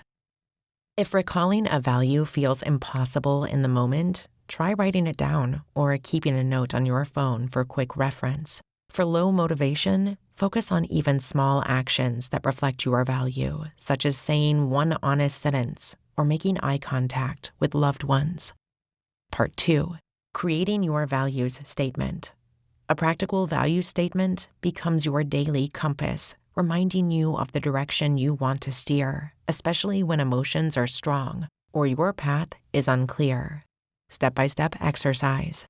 1. Select your top 3 values. Review previous exercises and circle the 3 that feel most important right now. 2. Write specific manifestations. For each value, describe one way it shows up in daily life. Example: authenticity. I speak honestly about my feelings, even when I am scared. Presence. I give my full attention to my partner and children at dinner.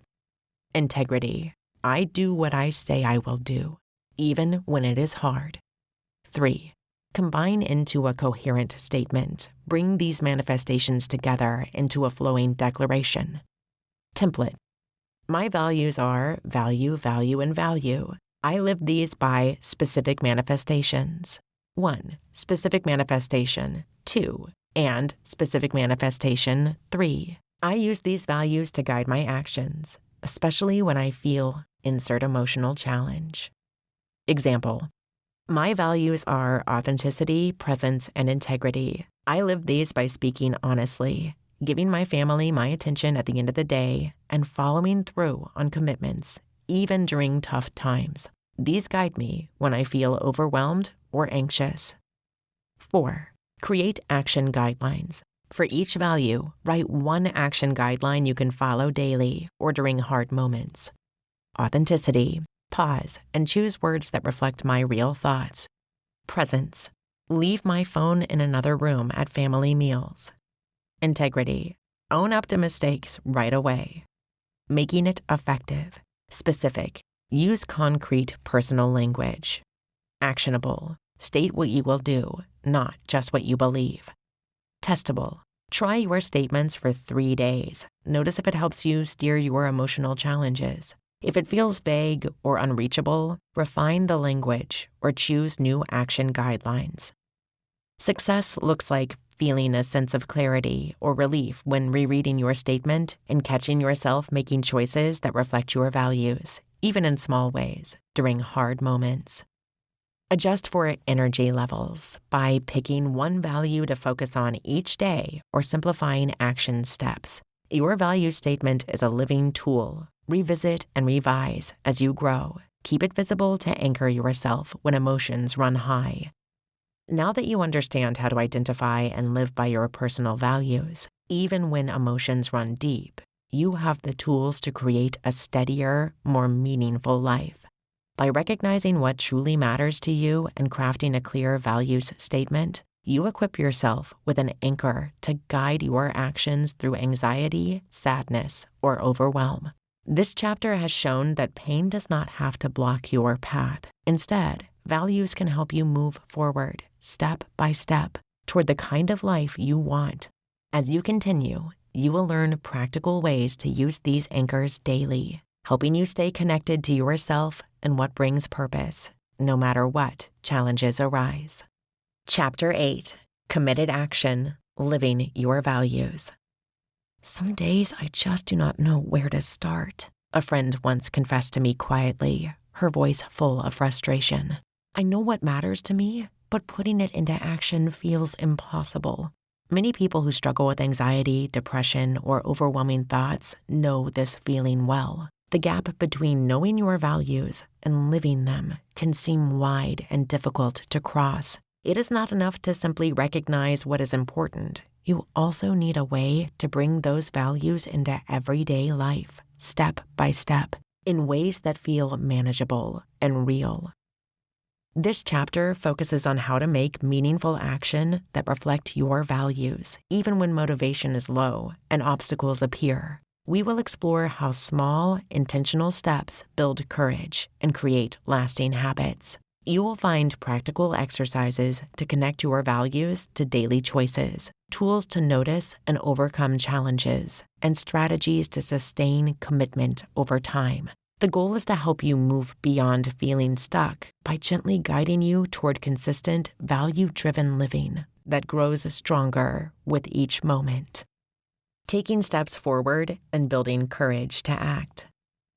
Every value shines brightest when it is set into motion by our actions. The simple truth is that living by your values is not about what you believe on the inside. It is about what you do, moment to moment, in the outside world. Whether you value kindness, honesty, creativity, or connection, those values come alive each time you choose to act in ways that reflect them. Days are made up of choices, from the smallest gesture to bigger decisions, each offering a challenge to move in a direction that feels truly meaningful. This is where committed action comes in. Committed action is about choosing to take steps, big or small, that express your values.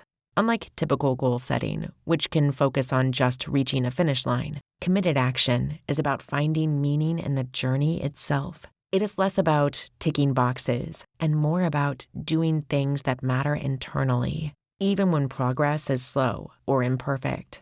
Rather than waiting for motivation or the right mood, you make room for real progress by deciding with gentle determination to act in the service of your values. Small steps, big meaning. Exercise 1. Purpose. Identify manageable, specific actions linked to your values. It is easy to picture values as giant, almost unreachable ideas, but most of the time, expressing a value is less about grand gestures and more about the steady rhythm of small, ordinary actions that add up over time. How to do it. Choose one value you want to live by more fully today. For example, caring, courage, growth, or health. Jot down 2 or 3 small, specific actions that would express this value in the next 24 hours. These are things you could actually do, not just think about.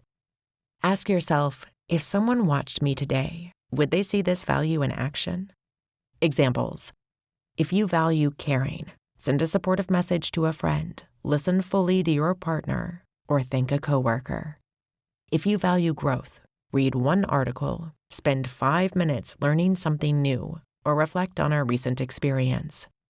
If you value health, go for a 10-minute walk, fill a water bottle, or stretch before bed. Troubleshooting. If you find yourself stuck, try shrinking the action. Instead of exercise every day, try walk around the block once. Instead of be a perfect friend, try ask how someone's day was. The point is not scale, it is sincerity. Reflection prompts. What made this action feel possible? What value did you express, even in a small way? Brainstorming space. Try listing out a range of actions, from the tiniest steps to slightly bigger ones. No action is too small. Reality testing. Did this action depend on things outside your control? If so, how could you make it more doable tomorrow? Mapping your values to everyday behaviors. Exercise 2. Purpose. Connect chosen values to practical, real-life actions. Values can seem abstract until you see them woven into your day-to-day life. Mapping builds a bridge between intuition and daily behavior, making it easier to spot opportunities for meaningful action. How to do it? Write down up to 3 values that matter most to you right now. For each value, brainstorm daily or weekly behaviors that could express it. Draw an arrow from each value to at least one specific action. Examples. Authenticity. Share your honest opinion in this week's team meeting. Connection. Call your parent for a 10-minute check-in. Self-care. Step away from your desk to breathe deeply for 5 minutes. Troubleshooting. If you draw a blank, review your typical day. Where could you add or swap in one small action that reflects a value? It does not have to be brand new. It could be doing something familiar with new intention. Reflection prompts. Which value feels easiest to act on right now? Which would feel like a stretch, and why? Brainstorming. List 6 to 10 possible actions for each value. Quantity over perfection. Reality testing. Can this action fit with your current schedule and commitments? If so, how could you tweak it to make it realistic? Your first step. Exercise 3. Purpose. Commit to one value-aligned action and take it. This is the moment to move from planning into doing. Small steps, taken consistently, are what plant your values into daily life and help you build momentum. How to do it? Review your list of value-based actions. Choose one you are willing to commit to in the next day or 2. Write down, I will, specific action, to live my value of value on day/time. Set a gentle reminder for yourself. Examples. I will ask my colleague how she is doing to show I value connection tomorrow morning. I will spend 5 minutes reading a poem after lunch to express my value of creativity. I will take a walk before dinner as a simple act of self-care. Troubleshooting. If you feel nervous or doubt appears, remind yourself that action does not have to be perfect. Even small, sincere steps count. If you miss a step, you can always try again. Reflection prompts. How did it feel to act on your value? What, if anything, got in your way? Brainstorming. Note backup actions if your first choice is not possible. Reality testing. Is there anything you need to adjust to make this action more doable next time? As you work through these final steps, it is natural for worry or hesitation to come along for the ride. Taking meaningful action often stirs up discomfort. This just means you are moving toward something that matters. In the next section, we will look at helpful ways to keep going, even when fear shows up. For now, celebrate each step and remember, practicing committed action is a skill anyone can grow, one small moment at a time. Creating ACT habits and sustaining commitment over time. Lasting change takes root through daily actions, not quick fixes. Building habits with acceptance and commitment therapy, ACT, means shaping your brain through what you repeatedly do. Neuroscience shows that tiny repeated choices actually strengthen new connections in your mind, a bit like walking the same footpath over and over until it becomes smooth and familiar. When you constantly practice skills like acceptance, defusion, and taking actions that match your values, you are training your mind to respond with resilience and flexibility, not fear or autopilot reactions. A daily ACT integration routine. Small moments across any day can become opportunities for growth. Creating a structure helps these moments stand out, even during busy times. Start by identifying 3 to 5 key points in your normal day, such as waking up, meal breaks, transitioning between tasks, and winding down at night. Think of these as checkpoints for practicing ACT skills. Morning reflection. Before jumping into the day, take 2 minutes to ground yourself. Ask, what matters most to me today? What challenges am I likely to face? What ACT skills will be helpful? Jot down a short intention on your phone or on paper. For a parent, these may sound like, today I want to be patient with my kids, practicing acceptance during the morning hustle. For a worker, today I will approach stressful meetings with openness, noticing my thoughts without letting them steer me. Mindful pauses. Pick natural pauses, like waiting for the kettle, bathroom breaks, or standing in a queue. Set a timer on your phone to remind you to pause for 1 minute. Notice your breath and observe any thoughts or emotions. Label what shows up and see if you can unhook from difficult thoughts with a phrase such as, I am noticing the urge to rush, but I can choose my response. If you are a student, do this before starting a big assignment. Evening review. As the day closes, spend 3 minutes noting when you acted on your values and what challenged you. Did you practice acceptance? Did you step back from difficult thoughts? Defusion. List one small value-based action you took, even if it was just listening patiently or showing kindness. For someone managing chronic illness, it might be, I accepted my limits today and rested when needed instead of criticizing myself.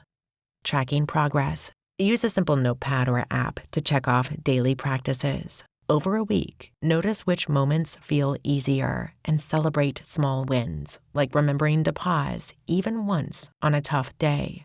Common obstacles. Forgetting or losing motivation is normal. Place reminders where you see them, such as sticky notes, calendar notifications, or pairing with routines like a mindful pause while brushing your teeth. Adapting the routine. If energy is low, shorten pauses or reflect mentally instead of writing. On busy days, aim for just one checkpoint. Progress means showing up in some small way, not perfection. Resilience building protocol. Tough moments are inevitable, but having a plan makes it easier not to give up. Resilience is like building muscle. It grows bit by bit, especially after setbacks.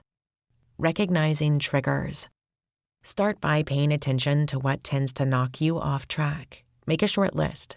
Running late, negative feedback at work, chronic pain flare-ups, or academic deadlines. Response plan. When a trigger appears, pause for a few deep breaths. Gently identify what emotions or thought is present. I noticed anxiety, or I am hearing I can't do this again. Choose a self-compassionate action, even if it's tiny, such as saying to yourself, this is hard, but I can be kind to myself right now. Remind yourself which value you want to move forward, however imperfectly. If you get completely derailed, use a simple re-engagement strategy. Set a timer for 2 minutes and do anything value-aligned, even something small like sending a supportive text, taking 1 minute for self-care, or jotting down a plan for tomorrow. Adjusting without abandonment. Sometimes, flexibility means tweaking your approach. If you are a parent and mornings fall apart, try a 5-second mindful breath together with your kids on the school run. If health issues wipe out your energy, your value-based action might be simply asking for help. Progress markers. You are progressing when you bounce back sooner. Shift from self-blame to self-acceptance, or find new ways to realign with your values during setbacks. Obstacles. Self-criticism, discouragement, or thinking small steps do not count. Remind yourself that a garden does not bloom because of heroic effort on one day, but from daily tending, even when growth is invisible. Acceptance. On easier days, try an extra value-anchored action. On hard ones, focus on maintaining the basics, noticing triggers, compassion, and one step forward. Synthesizing your ACT toolkit. Gather the strategies that help you most, such as a breathing exercise, a compassionate self-talk phrase, your favorite reflections, or a go-to value reminder. Write them out or keep them accessible. Combine tools as needed. A parent can pair a morning intention with an evening review. A professional can use a mindful pause after a tough meeting. Stay flexible, keep practicing, and remember, even on days that seem like failures, you are still tending the garden. Over time, these committed actions create real, lasting change. Now that you understand how to take meaningful steps aligned with your values, build courage through small actions, and create supportive habits using ACT principles, you can begin to weave these practices into your daily life. Remember, lasting change comes from gentle persistence, not perfection, and each choice you make shapes a path toward the person you want to be. By staying committed, adapting when needed, and practicing self-compassion during setbacks, you equip yourself to move forward even when challenges arise. With this foundation, you are ready to continue growing resilience and living with purpose, one thoughtful action at a time. Chapter 9. Applying ACT to Anxiety, Depression, PTSD, and OCD. Some days the weight of my mind felt impossible to carry, she whispered during a quiet moment. I couldn't tell if I was trapped by my thoughts or if they were trapping me. Many people facing anxiety, depression, trauma, or obsessive worries know that feeling all too well. The sense of being stuck inside patterns that seem unbreakable. But what if there is a way to step back from those relentless cycles? Not by fighting harder, but by learning to change our relationship with the experiences themselves.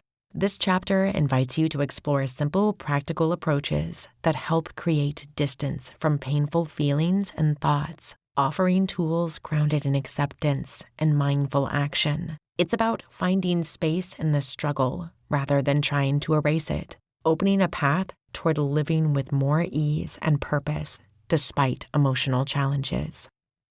ACT strategies for anxiety and depression. Anxiety and depression often trap people in a loop.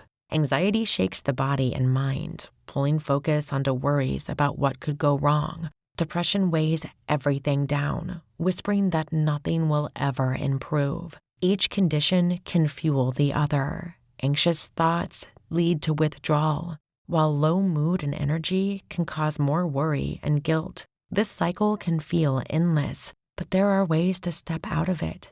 Acceptance and commitment therapy, ACT, centers around two simple yet powerful tools: letting feelings be instead of fighting them, and learning to unhook from sticky thoughts.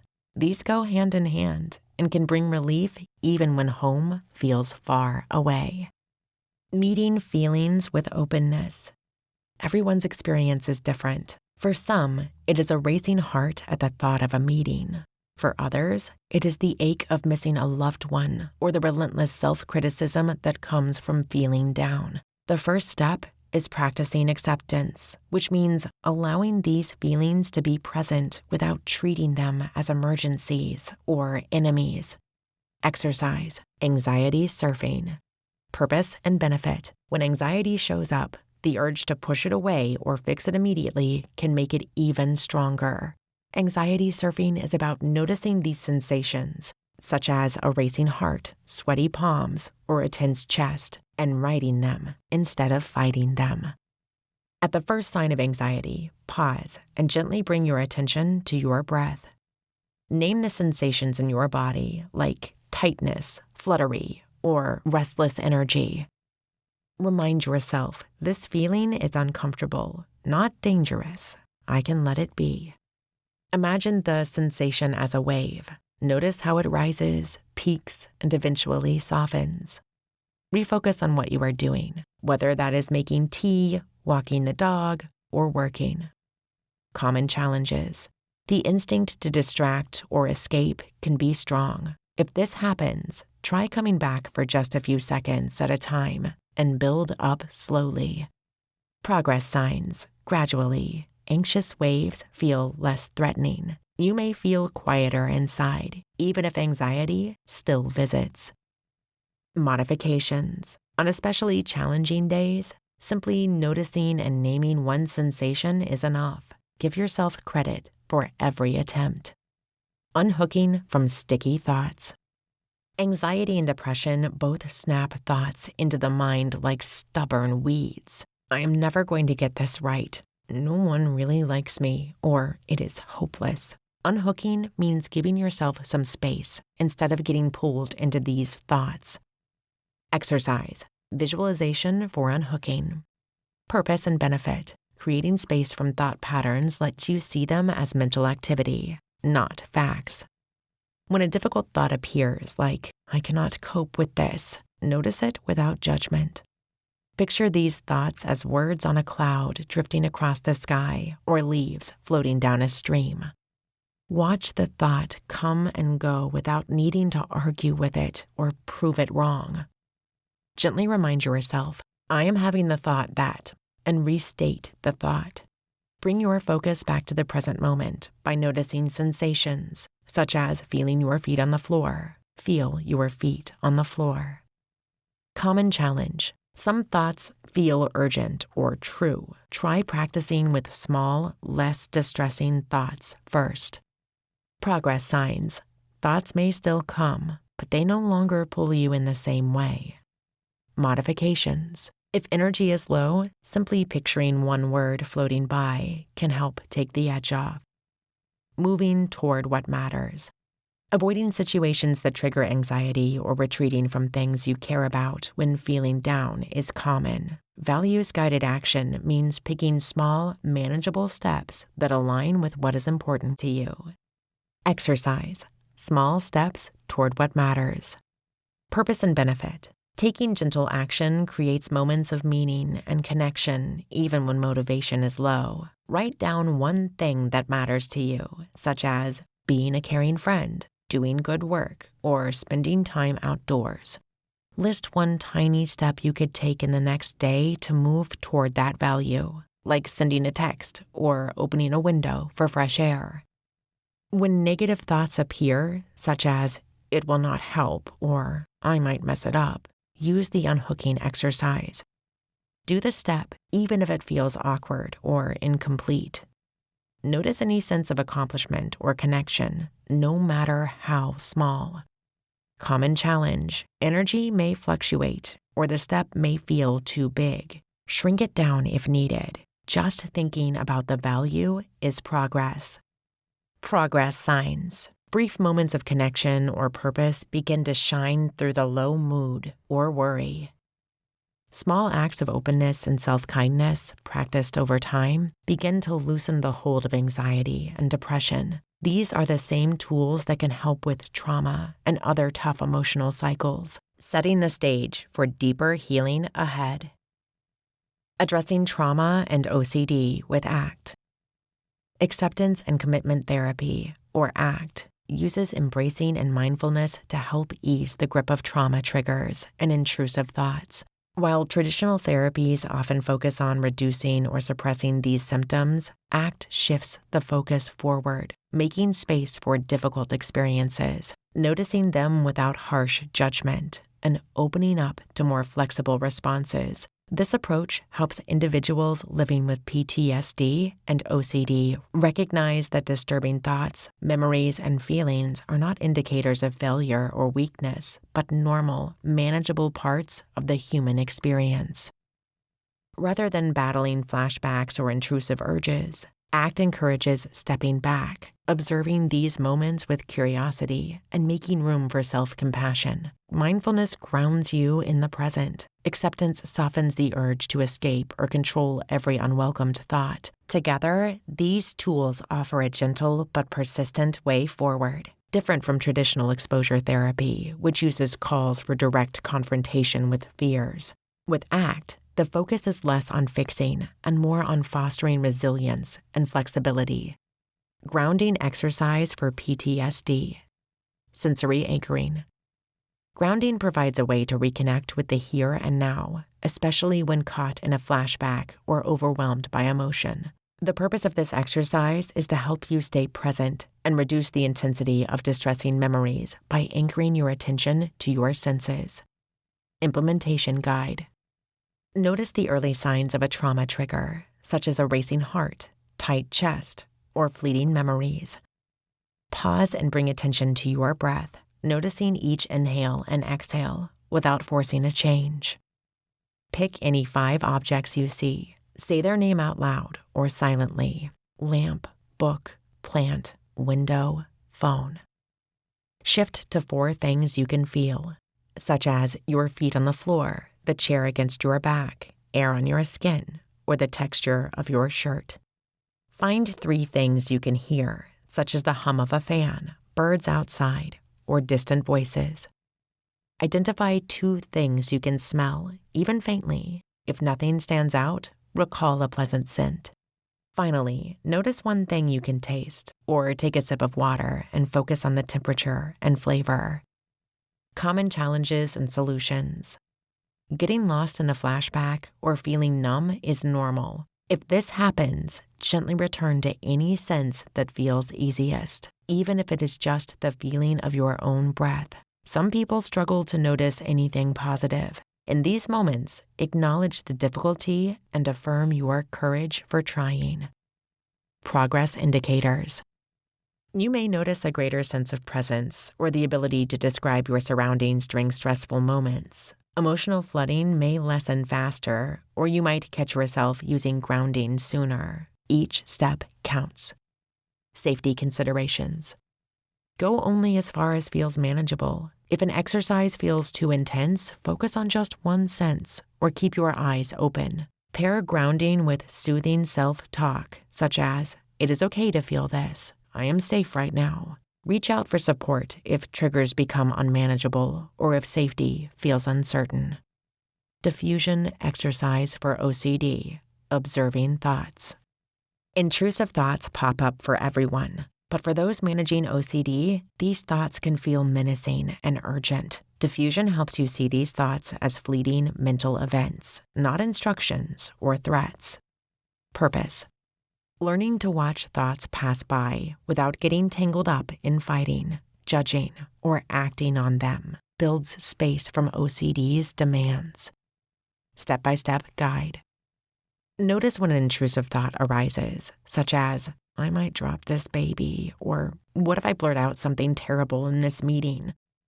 Say silently, "I am noticing the thought that," before repeating the intrusive idea, such as, "I am noticing the thought that I might drop the baby."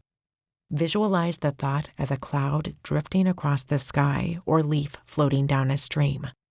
Allow the thought to come and go without pushing it away or trying to prove it wrong. Repeat, "A thought is just a thought." Redirect your focus to something meaningful, like your work, a calming activity, or a supportive friend.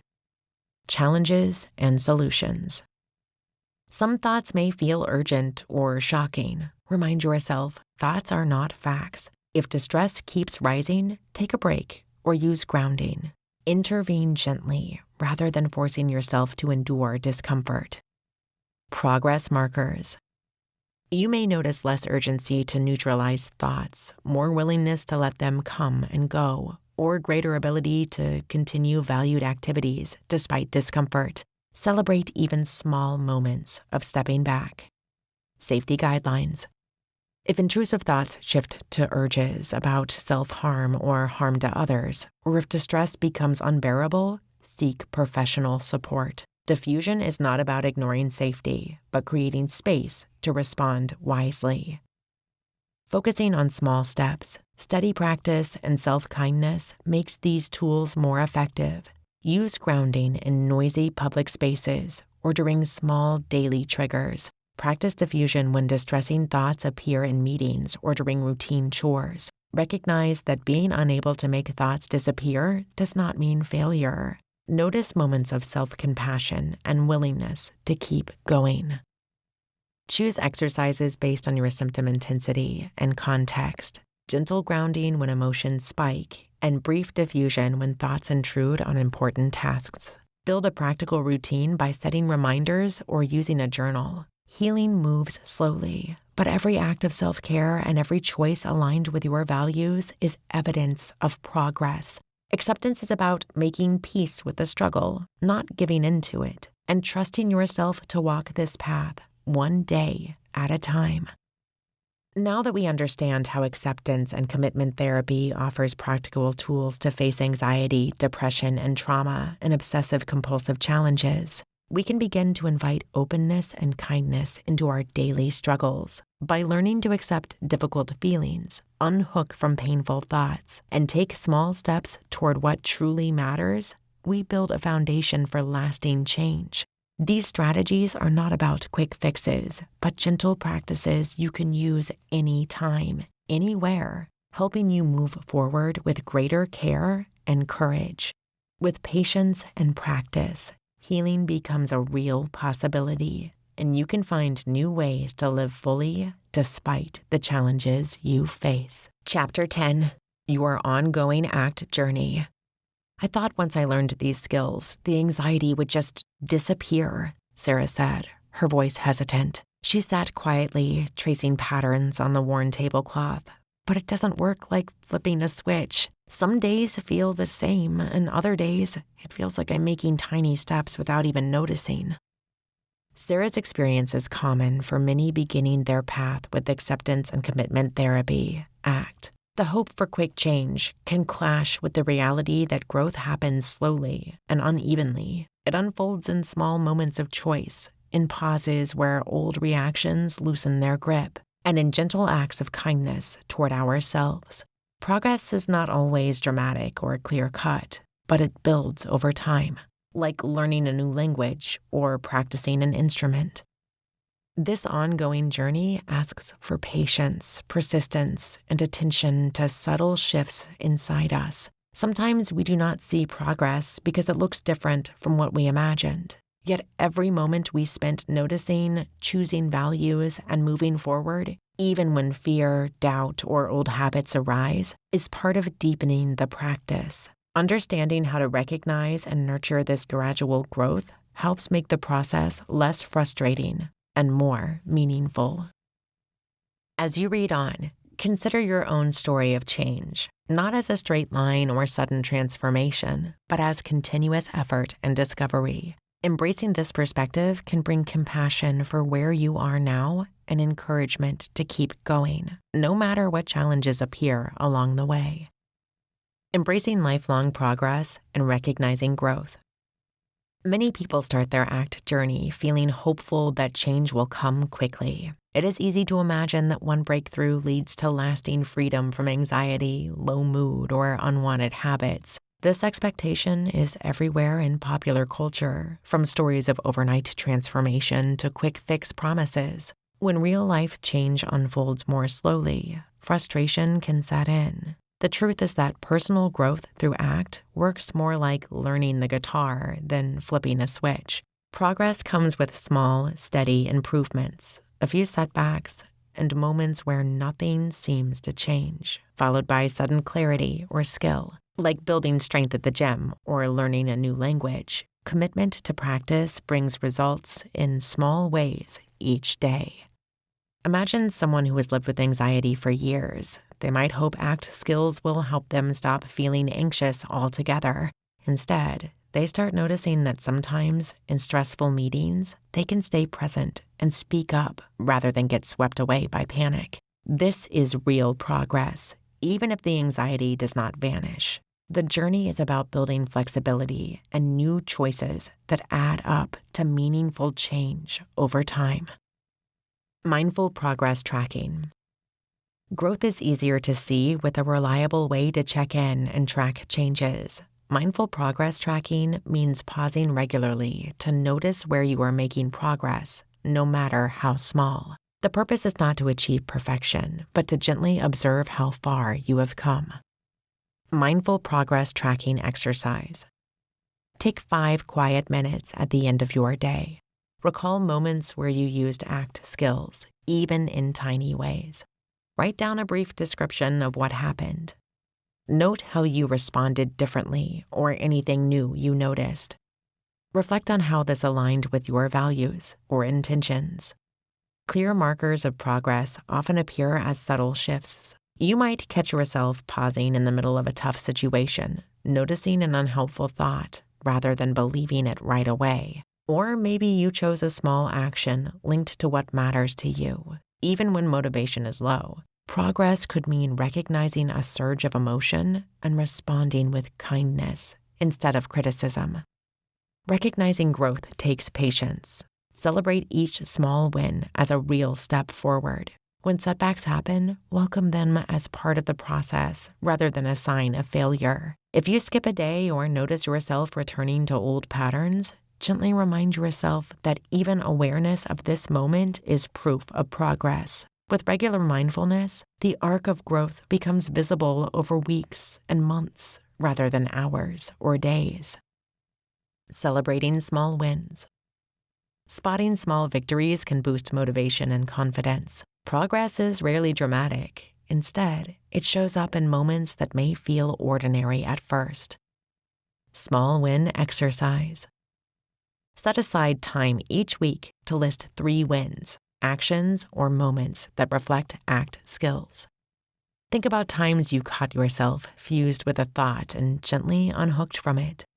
Write down moments where you chose a workable response instead of an old habit. Examples. You notice yourself worrying before a presentation, but ground yourself by feeling your feet on the floor. You find yourself stuck in rumination and decide to go for a walk to clear your mind. A day dominated by sadness ends with you preparing a healthy meal because it aligns with your values. If it feels hard to see progress, lower the bar. Wins can be as simple as noticing your breath, being kind to yourself in a tough moment, or reaching out to a supportive friend. Noticing responsive shifts. Personal growth often means changing the way you respond to old triggers. Response shifts exercise. Identify a recurring struggle or trigger in your life. Each time it comes up, note in a journal or phone your response. Look for any shifts, however small, in your patterns. Example, after a difficult conversation, you pause to notice your feelings before reacting. With depression, you get out of bed, even on a tough day, and make one valued choice. Living with PTSD, you notice a trigger, but practice grounding instead of shutting down. If the same patterns return, this does not erase progress. Old habits are persistent, but each new response plants a seed for further change. Over time, small shifts build new pathways. Building progress confidence. Tracking growth strengthens belief in your capacity to change. Progress documentation exercise. Keep a simple ACT progress log. Record each instance when you respond differently, no matter how minor. Reread your log once a week to reflect on your journey. Seeing your own words, small victories, different choices, or compassionate responses reminds you that progress is real and often bigger than it feels in the moment. With each observable change, catching fusion with a thought, showing up for a value, or simply offering yourself kindness, you are living the process of ACT. These skills will support you in every part of your life, from relationships to work to personal fulfillment, as you continue on this ongoing journey. Integrating ACT skills into daily life and celebrating mindful living. On a busy Monday morning, Maya finds herself facing a big team meeting at work. Her boss has just asked her to give a last-minute presentation. In the past, Maya's first impulse would have been to make an excuse or freeze up with worry, her mind flooded by thoughts like, what if I look foolish? This time, she notices the wave of anxiety rising in her chest. Instead of withdrawing, Maya pauses, acknowledges her nervousness, and gently reminds herself, it's okay to feel this. I care about sharing my ideas and helping my team. She stands up, voice a little shaky at first, but continues, allowing her values to guide her rather than fear holding her back. Afterward, she feels accomplished, not because the anxiety is gone, but because she showed up for what matters. Mindful progress tracking. Growth is easier to see with a reliable way to check in and track changes. Mindful progress tracking means pausing regularly to notice where you are making progress, no matter how small. The purpose is not to achieve perfection, but to gently observe how far you have come. Mindful progress tracking exercise. Take 5 quiet minutes at the end of your day. Recall moments when you used ACT skills, even in tiny ways. Write down a brief description of what happened. Note how you responded differently or anything new you noticed. Reflect on how this aligned with your values or intentions.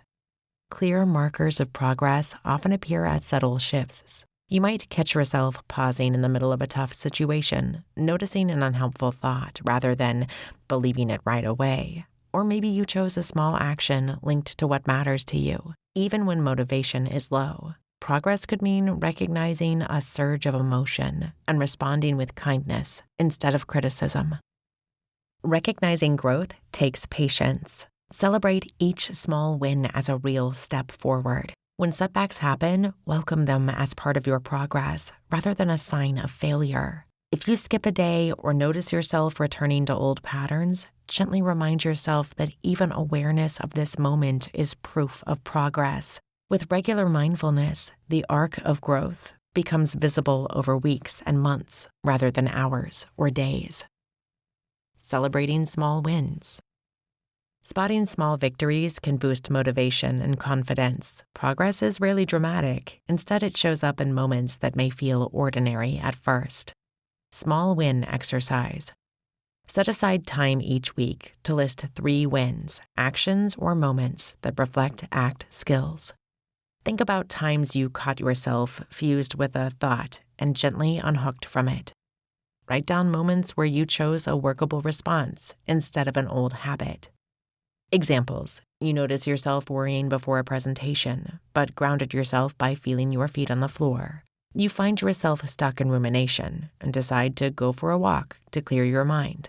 A day dominated by sadness ends with you preparing a healthy meal because it aligns with your values.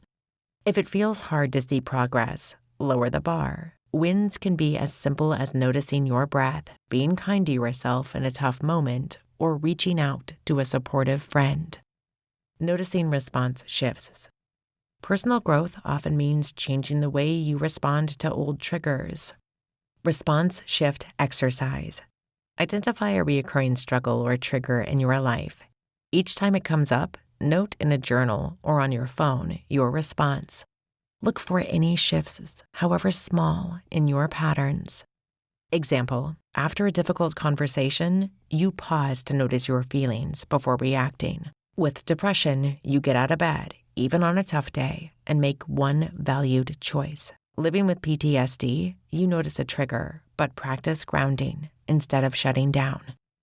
If the same patterns return, this does not erase progress. Old habits are persistent, but each new response plants a seed for further change. Over time, small shifts build new pathways. Building progress confidence. Tracking growth strengthens belief in your capacity to change. Progress documentation exercise. Keep a simple ACT progress log.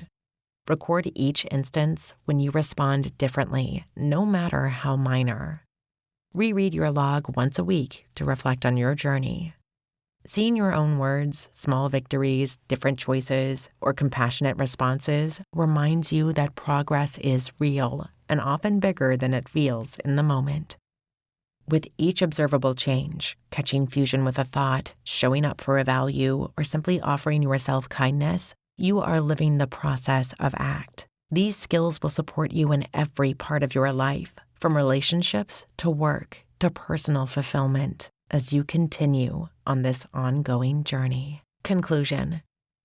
As you reach the end of this book, take a moment to notice where you are right now. You may feel lighter, more hopeful, or simply more aware of your experience, and whatever it is, let that be enough. The journey through these pages has not been about erasing pain or promising a life without struggle. Instead, it has been about equipping you with skills for living fully, even when life brings suffering along for the ride. Freedom, as we have explored together, is not the absence of hardship or pain. If anything, it is the acceptance that life contains both joy and difficulty, often at once. For so many struggling with anxiety, depression, PTSD, OCD, intrusive thoughts, or overwhelming emotions, it can seem like the only way forward is to fight, to battle every thought, feeling, or memory that hurts. But freedom rarely arrives by force. It arrives quietly, in small acts of courage, in the willingness to sit with discomfort, the choice to bring kindness rather than criticism to your experience, and the practice of showing up for yourself again and again. Acceptance and Commitment Therapy, or ACT, offers a gentle yet powerful invitation to stop fighting your inner world and start building a different relationship with it. Painful emotions and difficult thoughts are human. They are part of everybody's story, regardless of culture, background, or circumstances. What changes everything is how you respond, not just once, but over and over as you grow and evolve. Throughout this book, you have learned practical tools such as mindfulness techniques, exercises for noticing and diffusing from unhelpful thoughts, ways to clarify your values, and skills for committing to meaningful action, even when it is hard. These are not complex theories best reserved for experts. They are simple practices accessible to anyone, anywhere. With time and repetition, these practices become less of a checklist and more of a way of living. Your mind will always offer opinions, judgments, worries, and sometimes criticism. That is its job. ACT does not aim to silence these voices. Instead, it teaches us to notice them, gently create space around them, and return to what matters most. When you make room for your anxiety, sadness, shame, or fear, you discover something surprising. Those feelings lose some of their power. You can carry them and still walk toward the life you want. For many adults, especially those who have tried other approaches without success, this concept feels radically different. Traditional therapy might encourage changing your thoughts or challenging your pain directly. ACT suggests befriending your experiences as it is. This is not resignation or passivity. Acceptance, in this context, is an active process that involves turning toward your pain with openness and curiosity. It means choosing again and again to care for yourself and keep moving step by step, no matter what shows up. The path you walk from here does not require perfection.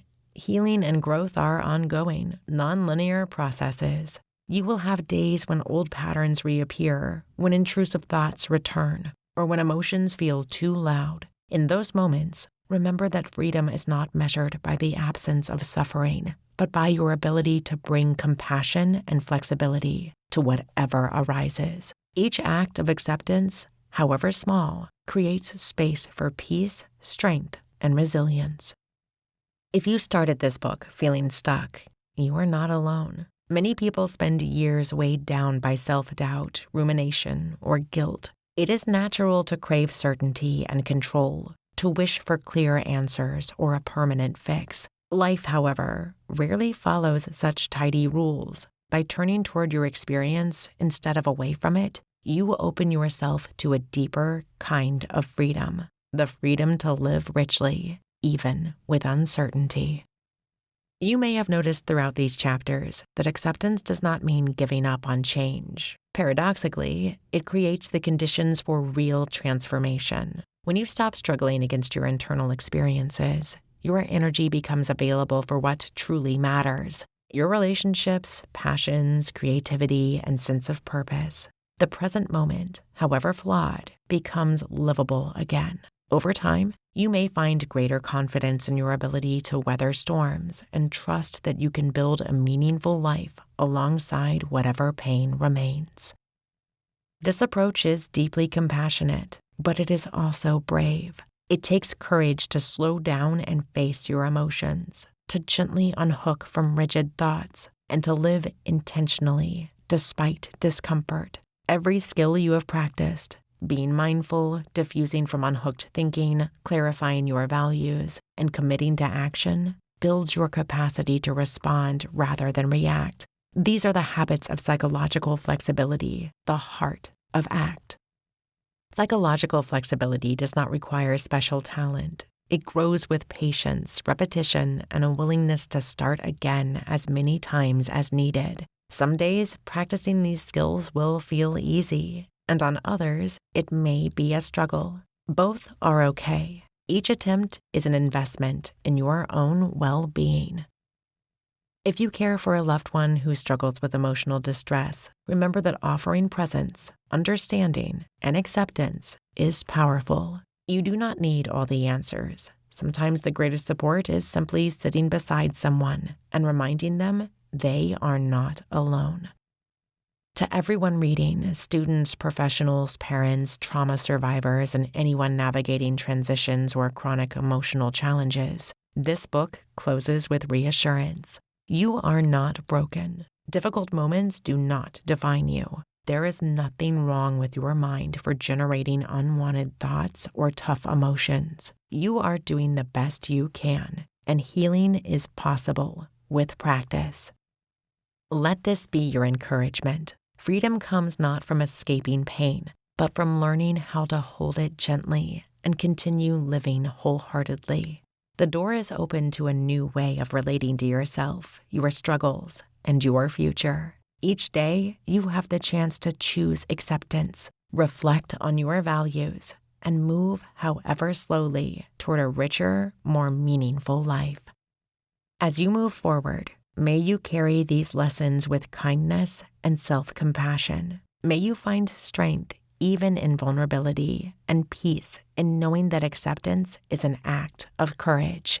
With each small step, you are creating freedom, not by letting go of your pain entirely, but by discovering your capacity to live fully with whatever comes your way.